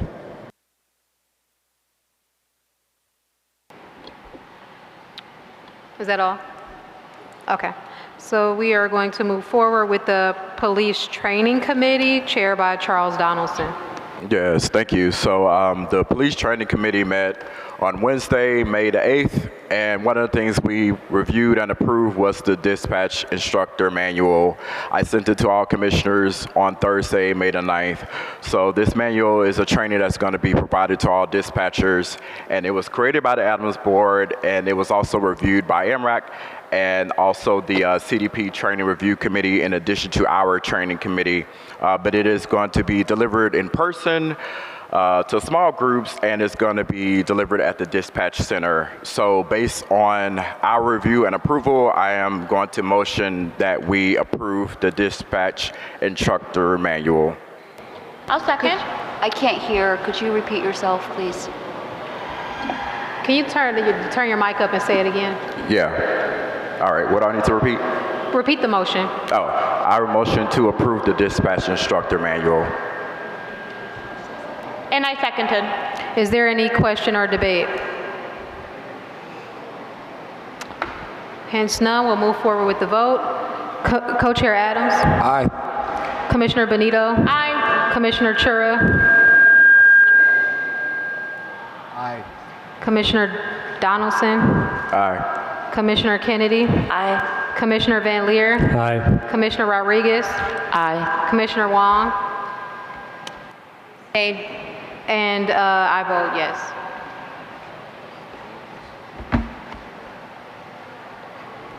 Thank you for that. Commissioner Donaldson, do you have anything else? Sorry, I'll turn this up. So the only thing I wanted to add was that we do have other training reviews that will be coming up. So just please pay attention to your email, so that it will include integrated reality-based training curriculums, also trauma-informed training, and then also there's a state-mandated CPT lesson plans review that we will be doing as well. So those will be coming up in addition to the GPO regarding outside training. Our next meeting will be June the 13th, and so, June 12th. And then after that, we will discuss moving forward additional trainings as well. Thank you. We're going to move on to the Ad Hoc Hiring Committee. I could give the report, I guess. So this is for the Ad Hoc ED Hiring Committee for our Executive Director. We did try to meet, but unfortunately with commissioner schedules, we were not able to have a meeting. And I just want to get some clarity, Martin. After a year and a half of allowing commissioners to attend committee meetings via phone, the ED Hiring Committee meeting that we had quorum for was canceled at the last minute, even though me and Mr. Chura were willing to move forward with a discussion. So I am asking you, that is your legal opinion now, that no commissioner should be participating in committees, or is via phone, or is it only to not vote? And could you please explain why this is suddenly arose? Yeah, so I said that they can participate, but they don't count towards quorum, and they cannot vote. So it's fine if a commissioner wants to participate via phone if you don't need their physical presence to actually have them vote. But then, yes, if you don't have a quorum, then they don't count. Right, so thank you for clarifying that it's not to, but the problem was that the meeting was canceled because we didn't have physical quorum, and this unfortunately delayed the work of the committee, because we certainly could have had a discussion, move the ED job description forward. So could you clarify, I mean, and this is a global problem, I think, with the committees. They have 5, if for a quorum of member of 5 committees, you need 3. We seem to be having a lot of trouble on all the committees getting that 3.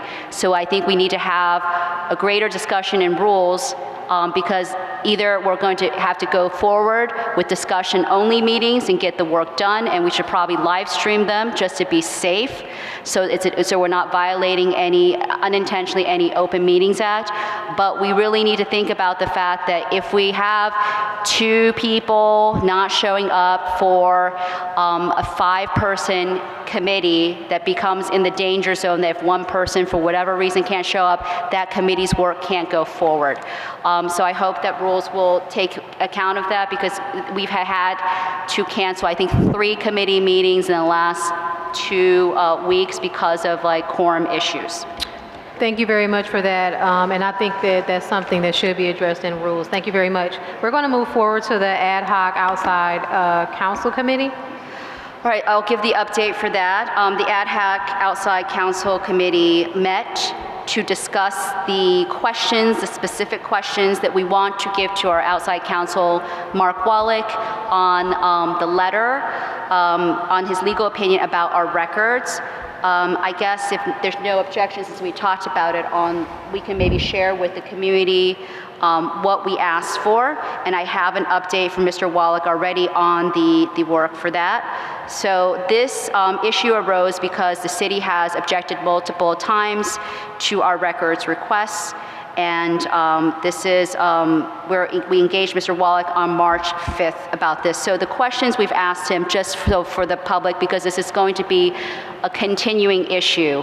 I'm glad that it's resolved now, but we are a year and a half into this and almost a year into records requests. So I'm glad that the city has turned around, but that is because of a lot of pressure from the DOJ, the monitor, and the commission. And that is not, if that is still going to be the posture later down the road, that would not be very sustainable. So we asked Mr. Wallach to comment, in addition to the objections provided by the city, the scope, timeline, and limitations for receiving records from the city as stipulated by the Commission's charter, any process mandated by the charter to obtain these records, our legal options if the city does not comply with the Commission's records request, particularly regarding how the Commission enacts and enforces our administrative subpoena power, the extent of access afforded to the Commission as an independent municipal body tasked with overseeing the Cleveland Division of Police to records that contain information related to the following: leads, NCIC, Brazos stop forms, FBR, field-based reporting, LERMS, OHLEG, evidence.com, and IA Pro Blue Team. We also asked for potential pathways to receiving direct access to city records by its records management systems, the consequent impact of the city limiting the Commission's access to records on our legal relationship with the city law department and its employees. And the last thing we asked for is relevant legal precedents or case law that may influence the interpretation and application of the Commission's access to records, as well as associated timelines and subpoena powers. So I'm happy to provide a copy of this letter to anybody that is interested. And Mr. Wallach has already said it, that he is making great headway and almost done with his legal opinion. So we should probably decide right now. We would like the Commission to see these records, see his legal opinion before we discuss it, or I like to discuss how we will handle his legal opinion, because we had a bit of a confusion last time with his legal opinion. So if we can make a small motion that are we going to receive his legal opinion and then have a meeting about it so the public understands what's happening, or what are the ideas that we have?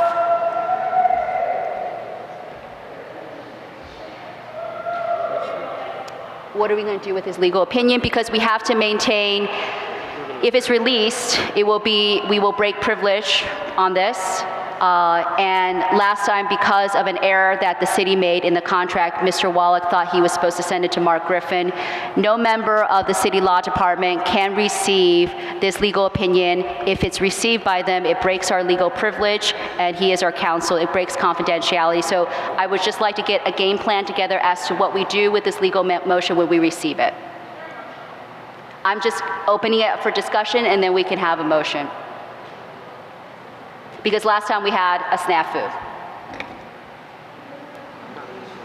Do you think that maybe you can schedule a meeting so that the outside council committee could discuss this? He is nearly done with his legal opinion, so I guess maybe we can make a motion right now that the first step is to keep this motion, or keep this legal opinion to the commissioners. I don't know if, Mr. Gudick. The contract, it's not about just the contract. We are the client, the commission is the client. In order to maintain privilege, we have to not release this information. So certainly, Mr. Bilat, you are not to receive this legal opinion. I want to ask, do staff members, are they part of the commission? Are they part of the client? Because it only says the commission is the client. Okay, so I guess I just have a question. I think how the legal opinion goes, it depends on what's inside the contract. The contract says that the commission is the client, and according to general standards of how the legal profession, the client can maintain privilege, and only the client can agree to break privilege. We have to agree because we're all the clients here. To the chair, this is a report on the committee, and a discussion is pursuant to a motion. So it's up to you how you want to proceed, but this is more, it seems like this is an issue for that committee that was established to discuss and bring back. You can present a motion, but I think there's you're missing some steps. I think there needs to be discussion within committee first, because this is new to all of us. So either Commissioner Syed, if we discuss this, either present a motion or do as I suggest and schedule an ad hoc committee meeting and discuss this with those members and bring it to us later. Commissioner Syed, I don't think you're understanding. If we discuss it in committee, we will have broken privilege because it will be a public meeting. That's what I'm asking you to do. And there's no way we can meet as a committee without not obeying the Open Meetings Act. To the chair, the discussion you're having now can be had in committee about what to do when the opinion comes. That's what the committee was formed for. So what should we do? Just have, but we can't discuss the contents of we need to understand the contours. My understanding is we want to talk about the process and how we handle this. We don't have to discuss the content, we just talk about the process. That's what you're saying, right? Okay. Martin, could you have your legal opinion to us soon so we can plan our process and what privilege means and how we maintain it? Because the contract says the commission. Thank you very much.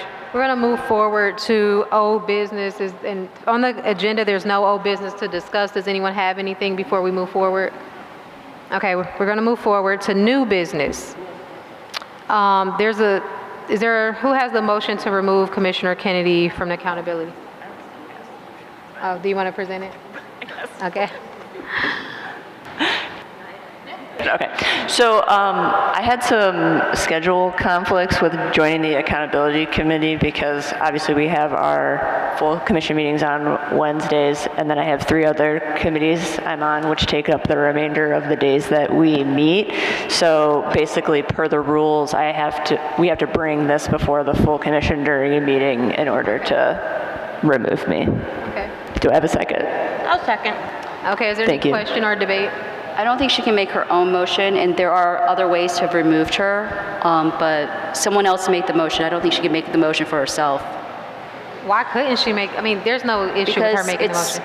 Yes, because there's no rule on that. There is. To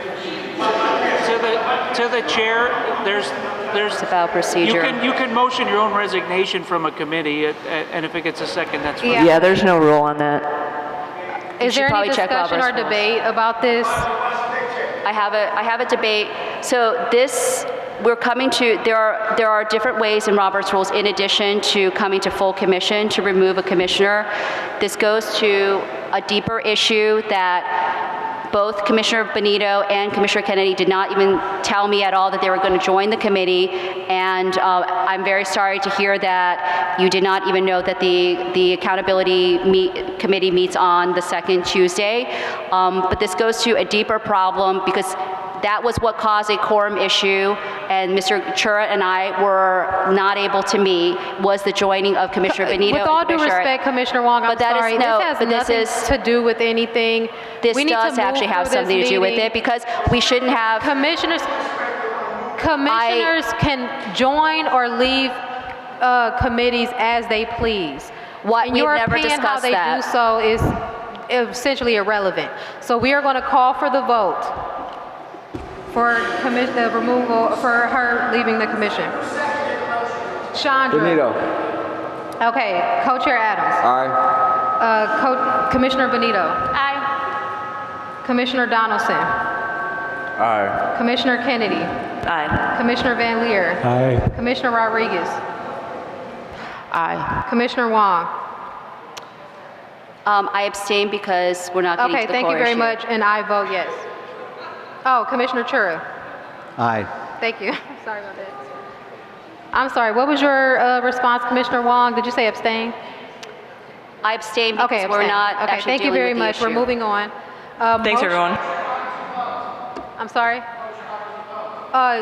Yes.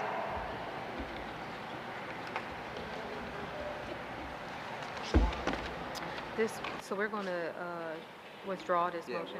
Okay, so the next motion to amend a previous motion, we are going to withdraw that motion.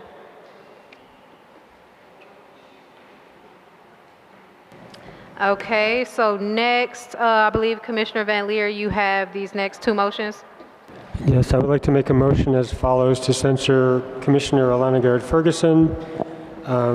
The motion reads that whereas the commission has established internal rules requiring members to, quote, demonstrate the highest standards of personal integrity, commitment, and truthfulness, and fortitude in order to inspire trust among CPC stakeholders and to set an example for others, unquote. And whereas these rules stipulate that commission members, quote, must treat all individuals with dignity and respect and without preference or discrimination, unquote. And whereas the rules further require members to engage in, quote, open, candid, and non-defensive dialogue with all stakeholders and seek to educate and learn from the community, unquote. And whereas the rules require members to place their obligation to the community, their duty to uphold the law and the goals and objectives of the CPC above personal self-interest. And whereas on April 16th, 2024, in a meeting of the Police Pursuit Policy Work Group, Commissioner Garrett Ferguson engaged in a long, heated argument with a fellow commissioner and would not desist despite repeated efforts by other commissioners present at the meeting to stop the argument, which was live streamed on the Commission's YouTube channel.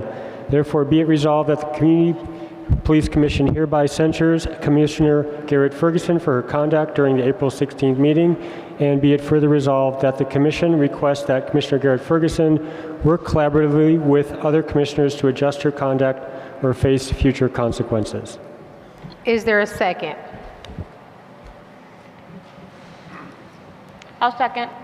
Thank you. Is there any discussion or debate? Commissioner Wong. So while there are abstract words cited in all this, we actually have no specific concrete internal rules about censure or discipline. We had agreed on January 24th that we would establish those rules. Those rules are still pending in the Rules Committee. I will openly say that I was the other commissioner involved on the other side of Commissioner Garrett Ferguson's conduct. It was not a long, heated argument. If you look at the meeting, what actually happened were racial attacks made against me and community member Lou. I do think it's unfair from a due process standpoint that there is no, just unfairness, there's no process for this. It has never, to my knowledge, been discussed in even the Internal Discipline Committee. And Ms. Garrett Ferguson is not here to defend herself in any way. However, the other problem with the motion is that Ms. Garrett Ferguson, unfortunately, from the evidence that is presented on public record, this is not the first time that she has gotten into these arguments with community members and other commissioners. I'm not sure why only one incident is mentioned now. It seems like very arbitrary that you're signing just a 1-week look-back period. It will note that, again, though this is one of the elements that I was involved in, that the outcome for her is different than for the motion for me. But I generally think that this is not a good motion to vote upon without hearing her side of the story, without a proper adjudication of what has happened from witnesses. And this will allow future incidences that at any point, if the majority feels that someone needs to be censured for how they speak or what they say, that this will happen, this will go forward. I think majority can rule, but we have a majority also can have tyranny too, and that is the problem. But I also generally think that no commissioner should be judging other commissioners because there is a power struggle on the commission. And every commissioner that is censured, it could be taken as retaliation. So that is why, I mean, I'm not going to vote for this because it's not fair for her. Next commissioner, Commissioner Van Leer.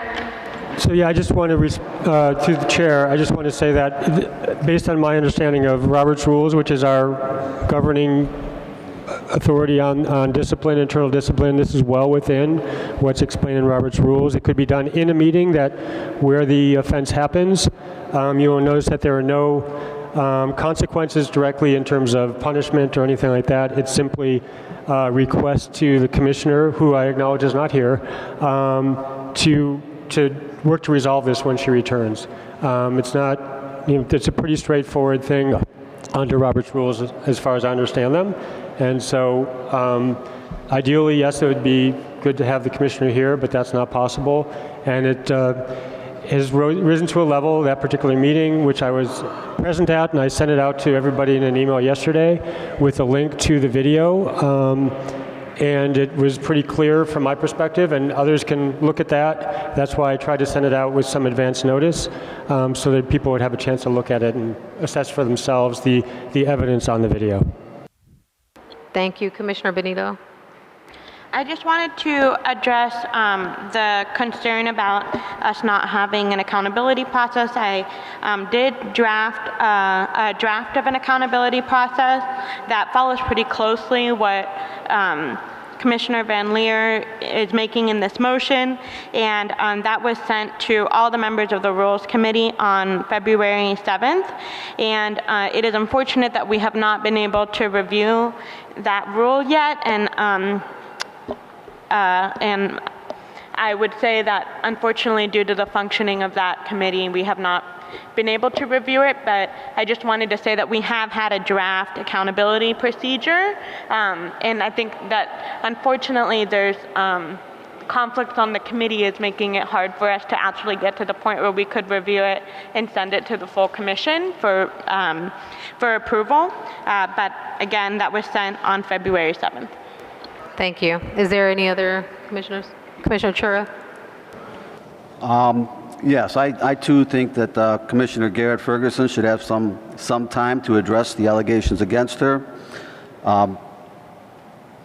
This is coming out the day before of the meeting here. I think there should be more time. When we looked at the internal discipline meeting I went to, I was hoping we would come up with the process, kind of like what Commissioner Benito was saying, so we could follow our own rules. Instead, we were just looking at allegations against another commissioner. I think we need to have a process and maybe some timelines where she could review the allegations against her and then come up against the defense or any kind of mitigating or aggravating circumstances. And I think it's going to be the same on the next one, the next motion you made too. It's going to be the same thing. Also on the next motion, it seems like we don't have progressive discipline at this point. You're going right to taking her off committees is what you want to do when she hasn't been guilty of anything yet. Other than that, I think I like the way you set it up though, with going right to the video, so we could all take a look and have it fresh in our minds when we decide this issue.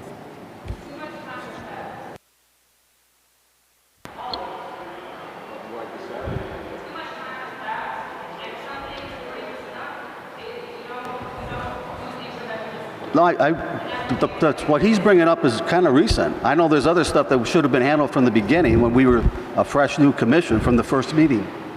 Is there, I'm sorry, done. Commissioner Chura, are you still, is it on the clock?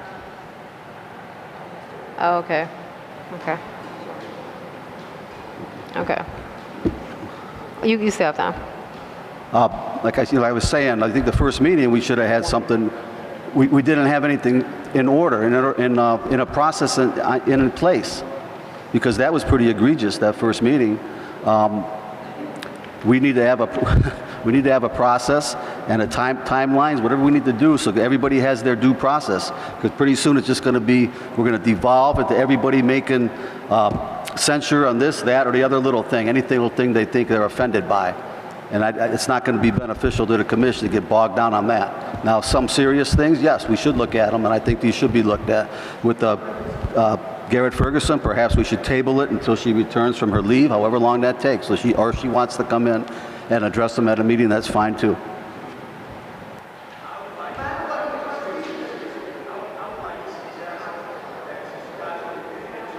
It's really hard for me to hear you. Who's thinks that you are leaving?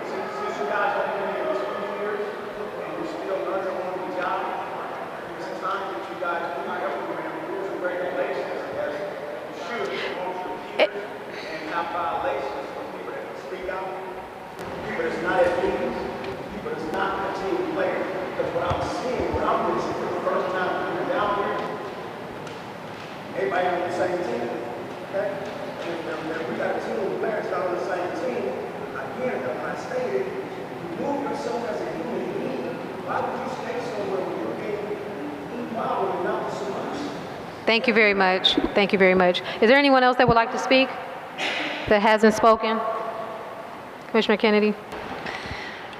I think in this situation, clearly rules were broken. I think the only place that I'll just be being honest and transparent, I feel conflicted is that I take Commissioner Garrett Ferguson's leave as her sort of acknowledging that she needed to take a step back. So that's just the only thing that I wanted to kind of add to the conversation here.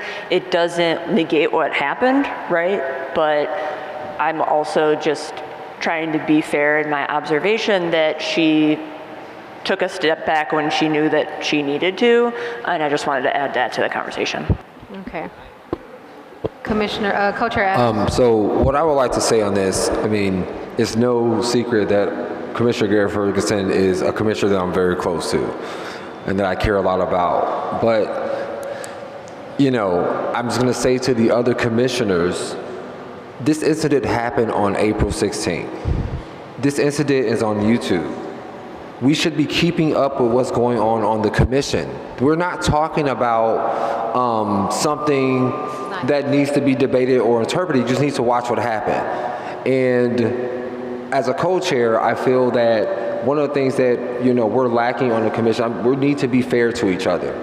And I think that if any commissioner had kind of, you know, done the same thing, I would be saying the same thing. This is not personal. I just believe that part of our challenges as a commission is that we don't want to hold ourselves accountable. It doesn't mean I don't care about Commissioner Garrett Ferguson anymore. It just means that when other commissioners do things, I want it to mean something when I say I feel like I'm going to support a consequence.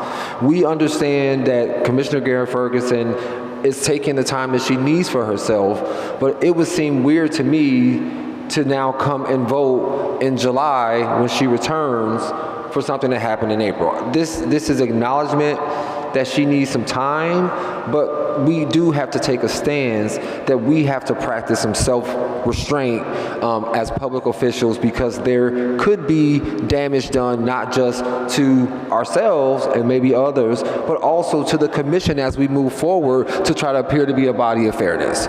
So that's the statement I would like to make.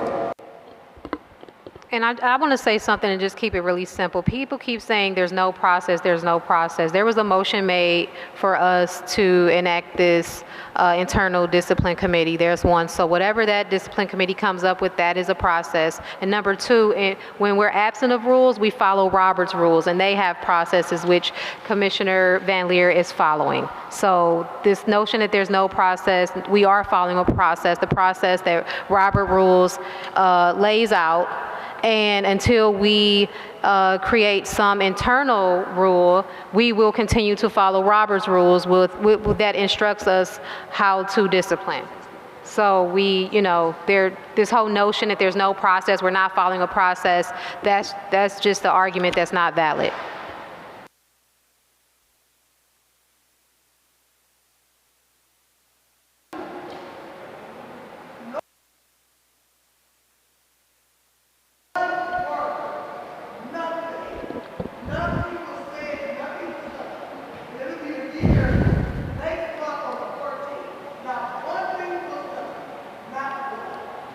I hear that. Are there any other commissioners that would like to add to the debate?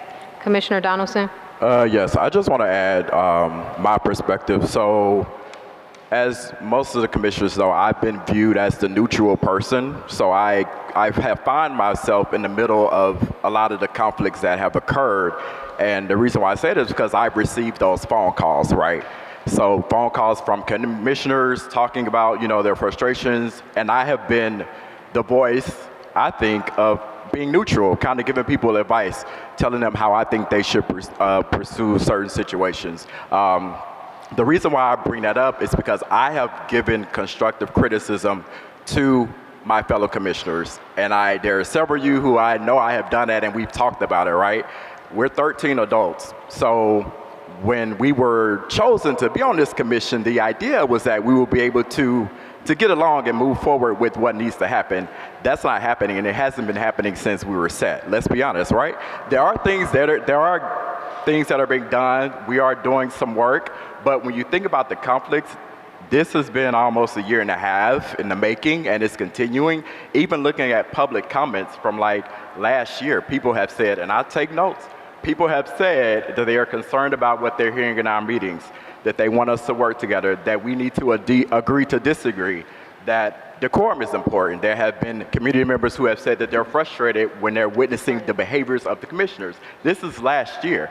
Today, there were people who made these same comments. So what I want to get across to my fellow commissioners is that it's a problem, right? The way that we're interacting with each other is a problem. It's always been a problem. So how are we going to fix it? And it's frustrating to say, how are we going to fix it a year and a half into the process, right? So saying all that to say that I personally, I will abstain from any sort of motions to censor commissioners. The reason why is because I think that, yes, there have been behavior, there have been things done. I'm not saying that I agree with those behaviors. What I'm saying is that there has not been any consistency with the way that we have held each other accountable throughout this entire process.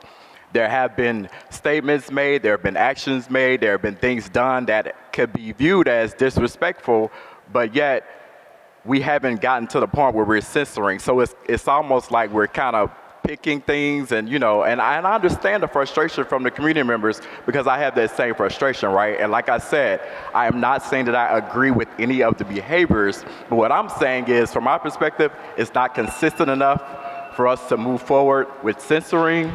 And I just want us to learn how to work together as 13 adults, because that's what we are. If you can't pick up the phone and call your fellow commissioner and have a conversation with them about your frustrations, and if you wait to bring that to a public setting, then you're probably part of the problem.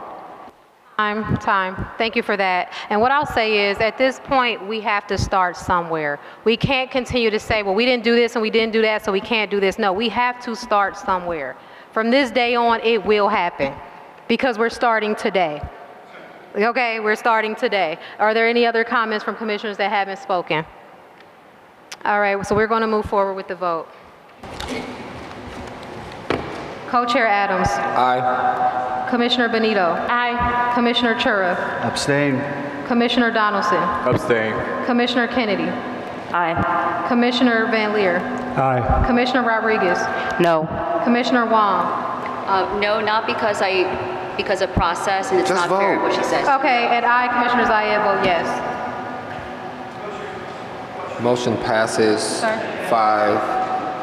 5-2-2. Motion carries.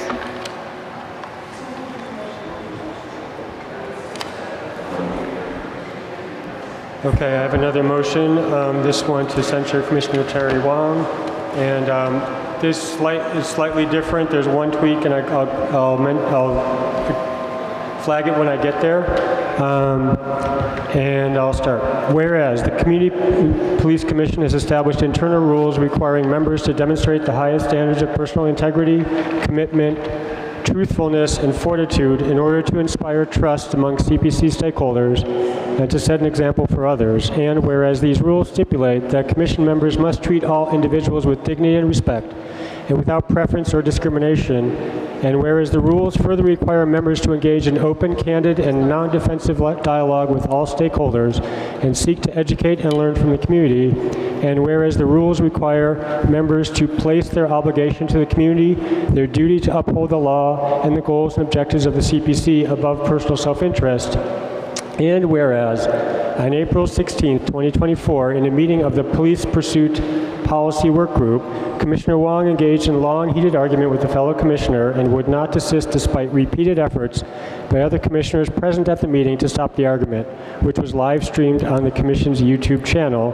And whereas on May 15th, 2024, during a meeting of the Police Policy Committee, also live streamed on the Commission's YouTube channel, Commissioner Wong would not heed the efforts of the committee chair to move the agenda forward and insisted on repeating her statements related to an agenda item that was to be considered by another committee. And whereas on May 16, 2024, during a meeting of the Internal Discipline and Investigations Committee, Commissioner Wong refused to leave the meeting when the committee voted to enter into executive session. And whereas on May 17, 2024, Commissioner Wong refused an invitation to speak regarding concerns about her conduct voiced in interviews with members of the public and the Commission by the Internal Discipline and Investigations Committee.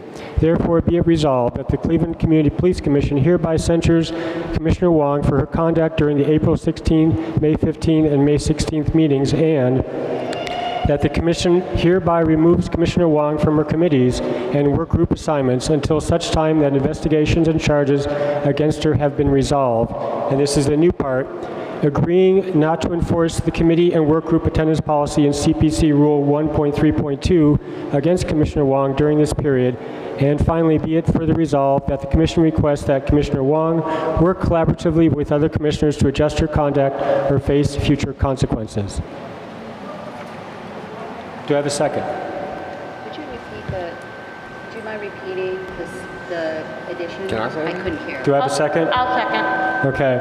The addition which I added since sending it out yesterday was in the second to last paragraph, and the beginning is the same. It says that the Commission hereby removes Commissioner Wong from her committee and work group assignments until such time that investigations and charges against her have been resolved. And the new section that added since yesterday is agreeing not to enforce the committee and work group attendance policy in CPC Rule 1.3.2 against Commissioner Wong during this period.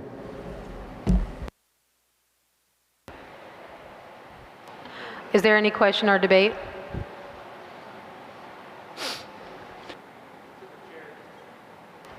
I'm going to take the liberty to put a statement for your consideration.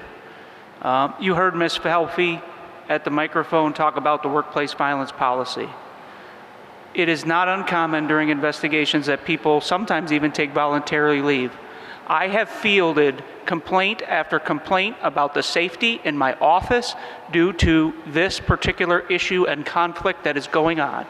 I want to be on the record that this is not only an action to protect yourselves from continuing escalating issues while these investigations go forward. This is protecting your staff, and that's what I want to say. My staff is stressed over this. Community members call me concerned about their safety in our office, and this is the reason we have, for only one of a handful of times, a police officer here.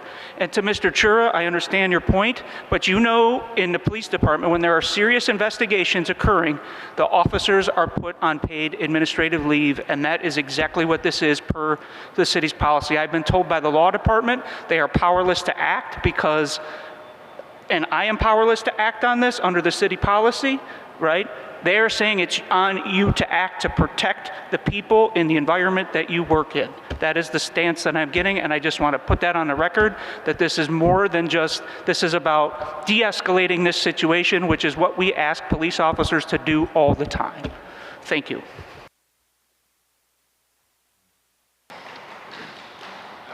Do you want to? Commissioner Wong. I would like to note the vagueness of the accusations. I want to give a broader timeline of what is happening. In August, just so people understand what's happening, this commission's division was not inherently because 13 people couldn't get along. Sure, I think that there are people that were put here with potential personal interests, political agendas even, and there were others that went along to get along, and there was a group of us that were willing to think independently.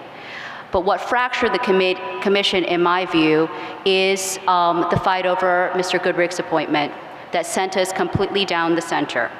And in August, I was approached by Mr. Goodrick, who in his characteristic way was yelling at me because I was the rules chair at that point. I was not willing, he wanted me to open the rules again and change rules to control the behavior of our co-chairs at the time, Ms. Rodriguez and co-chair Ridgway, who is not here. Even though I disagree with them on certain issues, I did not think that rules were supposed to affect particular people. And I did open the Rules Committee for accountability. And I asked exactly what, and Mr. Johnson probably can attest to that, I wanted the rules to be fairly applied for everybody. If we're going to apply for one person, you had to backdate everything and apply it for everybody, including the incident that happened with Garrett Ferguson, the very public incident, and Ms. Bickerstaff. I advocated for all of that. The committee did not want to move forward with those things, unfortunately.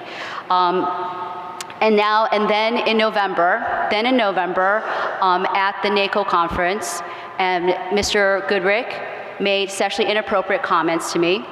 I held off dealing with it because I tried to deal with him personally about it. I was not able to do that.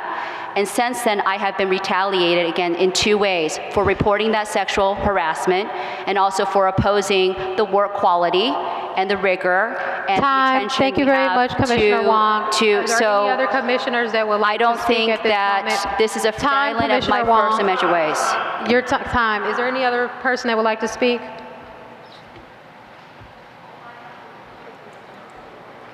Commissioner Kennedy? Okay, just to, I want to make sure that especially recent events are communicated about clearly. Last week, we had to barricade ourselves in another room. I had to escort people that we requested come to share information with us. I can't say that I've ever had to do that in a professional situation before. And I'm sharing this just to give you all a sense of the severity of this problem. I'd like to echo the comments that were made before, that staff have made it very clear to me and to the rest of us that they do not feel safe at work because of this situation, which is completely unacceptable. And given the fact that commissioners had to literally barricade themselves in a room because of this situation, I think that situation, I think that example really speaks for itself. This has gotten to the point that we are sort of beyond a place where we can look away anymore. This needs to be addressed. Thank you, Commissioner Benito. I have tried to avoid discussing this publicly out of respect for Commissioner Wong, and I'm going to remain vague to try to respect the investigative process that we're engaged in, but there is an investigation into disability discrimination that I filed with HR in January, and that is now being handled in addition to other I think, concerned by an independent investigator. But since I made that complaint, I have been subjected to numerous verbal attacks, including being yelled at in a majority of the committee meetings that I have had with Commissioner Wong. Last week, I was at 3 different committee meetings with Commissioner Wong, and every single time I was yelled at. I have been, last week I received 3 emails asking me to resign from the Accountability Committee because of slander, defamation, and making a false complaint. And so to me, I think that it would be great if we could continue business as usual while this investigation is being held, but it is my belief that the work of the committees and of the commission cannot go forward while while this process is playing out. And, I think that if Commissioner Wong had been able to remain professional during committee meetings, can continue to move the work forward, to not berate me for saying that I've made a false complaint or that I've lied or that I'm slandering her or defaming her, then we could continue to work professionally and move the work forward and not have to do this. I would prefer that we not have to do this. But I have reached the point where I no longer feel comfortable attending committee meetings in person with Commissioner Wong, because almost every time I end up being verbally berated, which, as acknowledged in the workplace violence policy, goes against the city's workplace violence policy. And I've tried to not discuss these claims publicly. I'm still trying to avoid discussing the specifics out of respect for the fact that the investigation is still ongoing. I'm sorry, Commissioner Benito, time. Thank you. Are there any other commissioners that haven't spoken that would like to speak? Commissioner Rodriguez. Thank you. So I would like to say, especially for Martin, because this is your first year, I apologize, as well as the community. There is a lot of behind the scenes, just in general. So I know what we see on the live stream. There's emails, there's different tactics and strategies that are going on that has created this point, basically, and it has been escalating in a snowball. So from my perspective, there has been willing and dealing, smear campaigns, and just strategies, and I'm gonna just say, for the record, that I'm gonna abstain, because for me, it's not fair to get rid of one without getting rid of all. And I said that behind, and I'm gonna say that in front. That's where I stand, and I just would like that to be known. All right, I'm going to say something. So, as a co-chair, you kind of see more than the other commissioners do. So, we have responsibilities that the other commissioners do not have. One of those things is we have met with the chief of police. We have met with the mayor. We have weekly meetings with the DOJ and the monitoring team. Like, we have met with the Civilian Police Review Board. And what I'm going to tell you is that there have been attempts to disrupt all of these meetings and relationships. So on what we're seeing, there's been harassment and accusations made about the police chief in email. There's been harassment and harassing emails sent to the monitoring team and the DOJ. There have been harassment to literally everyone that we deal with. I can honestly tell you, we have a lot of work to do. A lot of records just came in. Those records for Lance Henderson have been in for over a month. That could have started the Antoine Tober files. And all I'm telling you is that as a co-chair, most of our time as co-chairs, especially these last 2 weeks, it's all been dealing with Commissioner Wong's behavior and her conduct. And if the public wants the commission to do the work that we need to do, this is what we need to do right now. I mean, I can't spend another day reading harassing emails, reading accusations in emails, reading attacks on commissioners, reading attacks on everybody. So I'm going to say that I am definitely going to vote yes for this motion, because I am concerned about the longevity of the commission with Commissioner Wong on it. I am concerned about the mental health of the staff and the other commissioners. I know from conversations that people are struggling and people are tired because we've been dealing with this since we got on this commission. So I understand how people feel, but I think that as co-chairs, we have to try to look out for what's best for the full commission. And yes, there will be commissioners that will say that she has talents and she has things she can contribute. And that is true. But the problem is how she's choosing to contribute to the commission. It is keeping mess going. It's keeping just chaos going. We are operating in chaos. And I, for that reason, support this motion.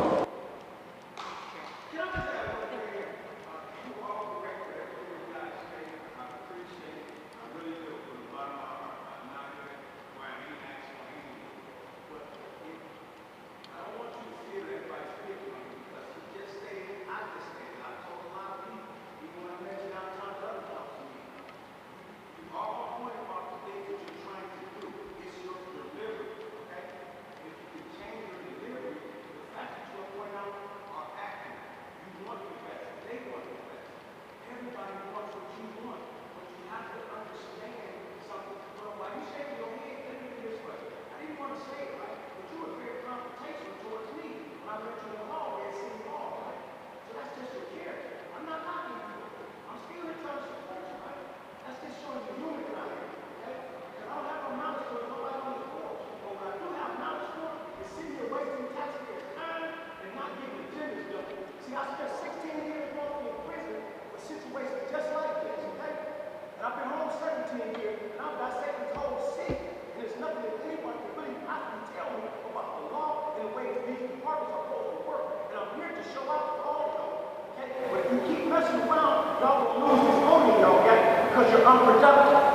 Okay.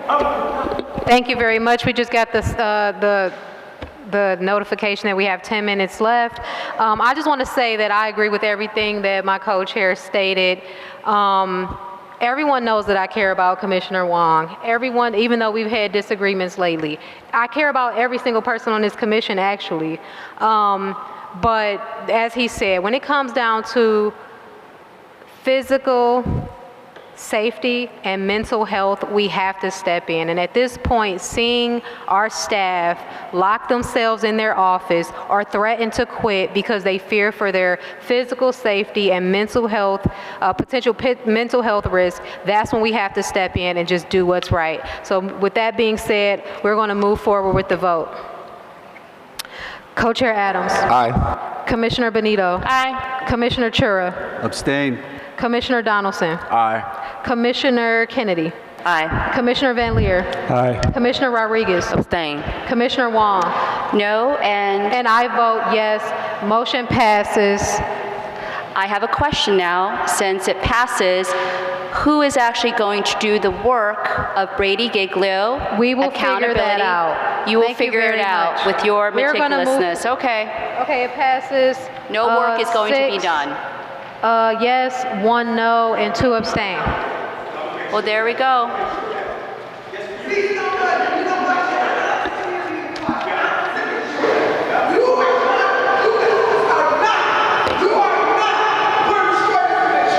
I'm not doing this.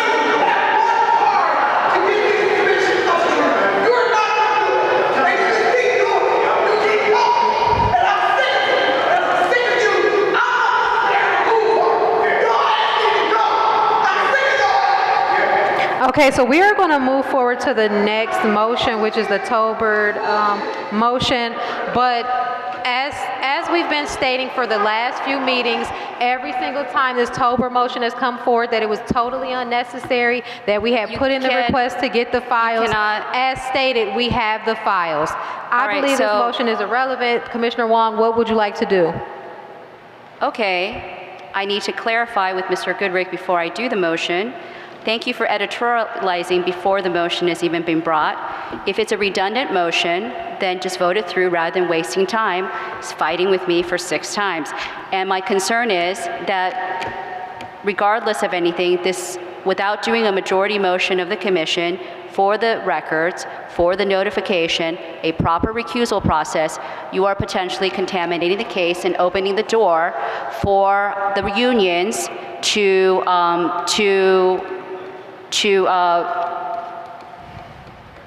affect this case. So, I disagree with that statement, Commissioner Wong. I've not finished speaking. Okay, I just want to know I disagree with that statement. That's fine. You can disagree with that statement. I guess it's unproven until we go down this road. Mr. Goodrick, can you confirm with me that generally most of the records are Right, had? I'm sorry. And A point of order. No, I just want Okay, to, I just want to make sure if it's unnecessary, we won't waste Commissioner time Wong, with we are having a discussion before the motion has been presented. this. No, because I You're need to know what has discussing happened. before. What is All right. happening is that we have our How about records, this? I will so we don't withdraw need that this motion. I will withdraw this motion temporarily. Let's move on to the next motion, the hearing motion. Thank you. So we have the records, but we don't have a hearing date.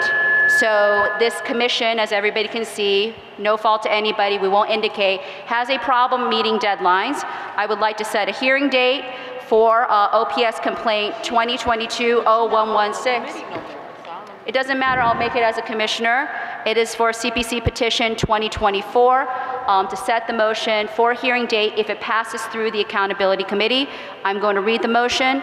Whereas the commission. Can I stop you 1 second? To my fellow commissioners, I believe that this motion is out of order. It's a violation of CPC rules 2.4.4, which outlines the process. The process is once we get the files in, our ED immediately starts compiling that initial packet to present to the accountability committee. And once it's in the accountability committee, they decide whether they're going to move forward, and then a hearing date is set. Exactly. This is going out of order and totally unnecessary. This is not going out of order, if I can address it, because you can simply cancel the hearing date. Okay, To the chair, Do you want to have this hearing or do you not? She can call for an appeal to your out of order if she gets a second second, then you have the debate about if I it's have out of the- order. Okay, That's so is the there appeal process. to my out of order? I think the motion should be debated and discussed there rather than yes or blocked from the no, beginning. Is there an appeal to my out of order?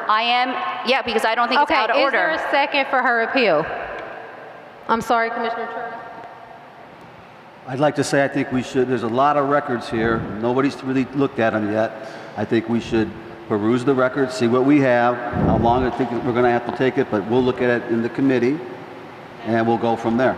I mean, there's a lot there. I don't think we should set a hearing date at this time because we really don't know how long it's going to take to go through this. I wholeheartedly agree.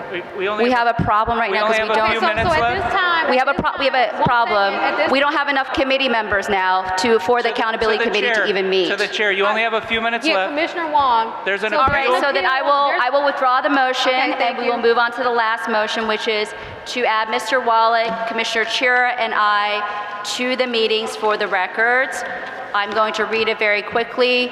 Motion to add, whereas... I'm sorry, I would like to say something to the commission before What she reads that you're as well. preventing this motion, you're preventing every single motion from being heard. I believe, is also, well, I don't know if it would be out of order, but this is not our meeting. This is not a meeting of the commission. This meeting is a meeting of the parties, the DOJ and the city. You're discussing the motion before I even read it. We cannot decide who's at this meeting, because this motion is irrelevant. It's not irrelevant because we are in conflict with the city. We do not have any legal representation there. The DOJ is there. They're Martin not our attends lawyers. the meetings. Martin attends the meetings. Martin attends the meetings on our records request when he has a Okay, conflict so of interest listen. established. I'm sorry, Martin, are you at these meetings? To the public and to the commissioners. You are at the meetings that we've already established a conflict of interest for, so you are... To the chair, can I explain what So, these meetings this are is- so we Yeah, have a context? Okay. The motion, which you all have a copy of, so it doesn't need to be read if it's sent, that's one thing. The one thing I'll say about the meetings are, we are not in control of these meetings, nor can we demand entry.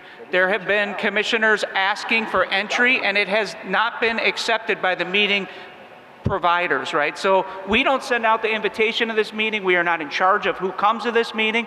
This is not our decision to make who attends that meeting. The co-chairs are the elected representatives, therefore they were invited because our rules say they represent the commission on all matters. So this is not our meeting, it just needs to be clear. I don't think it's clear in that motion that we don't control this meeting. So and it is even- not a legal meeting either. This is a consent decree, agreed upon meeting with the parties of the consent decree. No, so with that being said, even if we voted yes or no, whatever it is, we don't have control because it's not our meeting. Okay, this is the problem here. On March 5th, we as a commission established a conflict of interest for our records requests. That means Martin, and Martin even volunteered that. Martin is a member of the city law department. He is not representing us on these records requests, but he is in the meeting. We have no independent legal representation for our interests, and that is established by the motion that we all passed. So you guys are in violation of that motion. This isn't our to let meeting, him attend. Commissioner Wong. This isn't our meeting.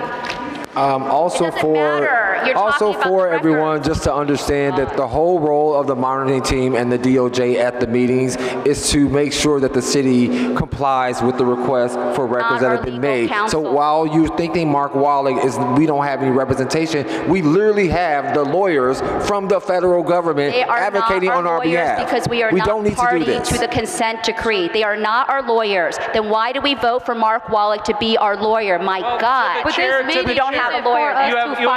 You only have a moment. We have to adjourn the meeting. Yeah, we have to adjourn the meeting. It's 8:29. We don't have any time left. I move for us to adjourn the meeting. Thank you. Second.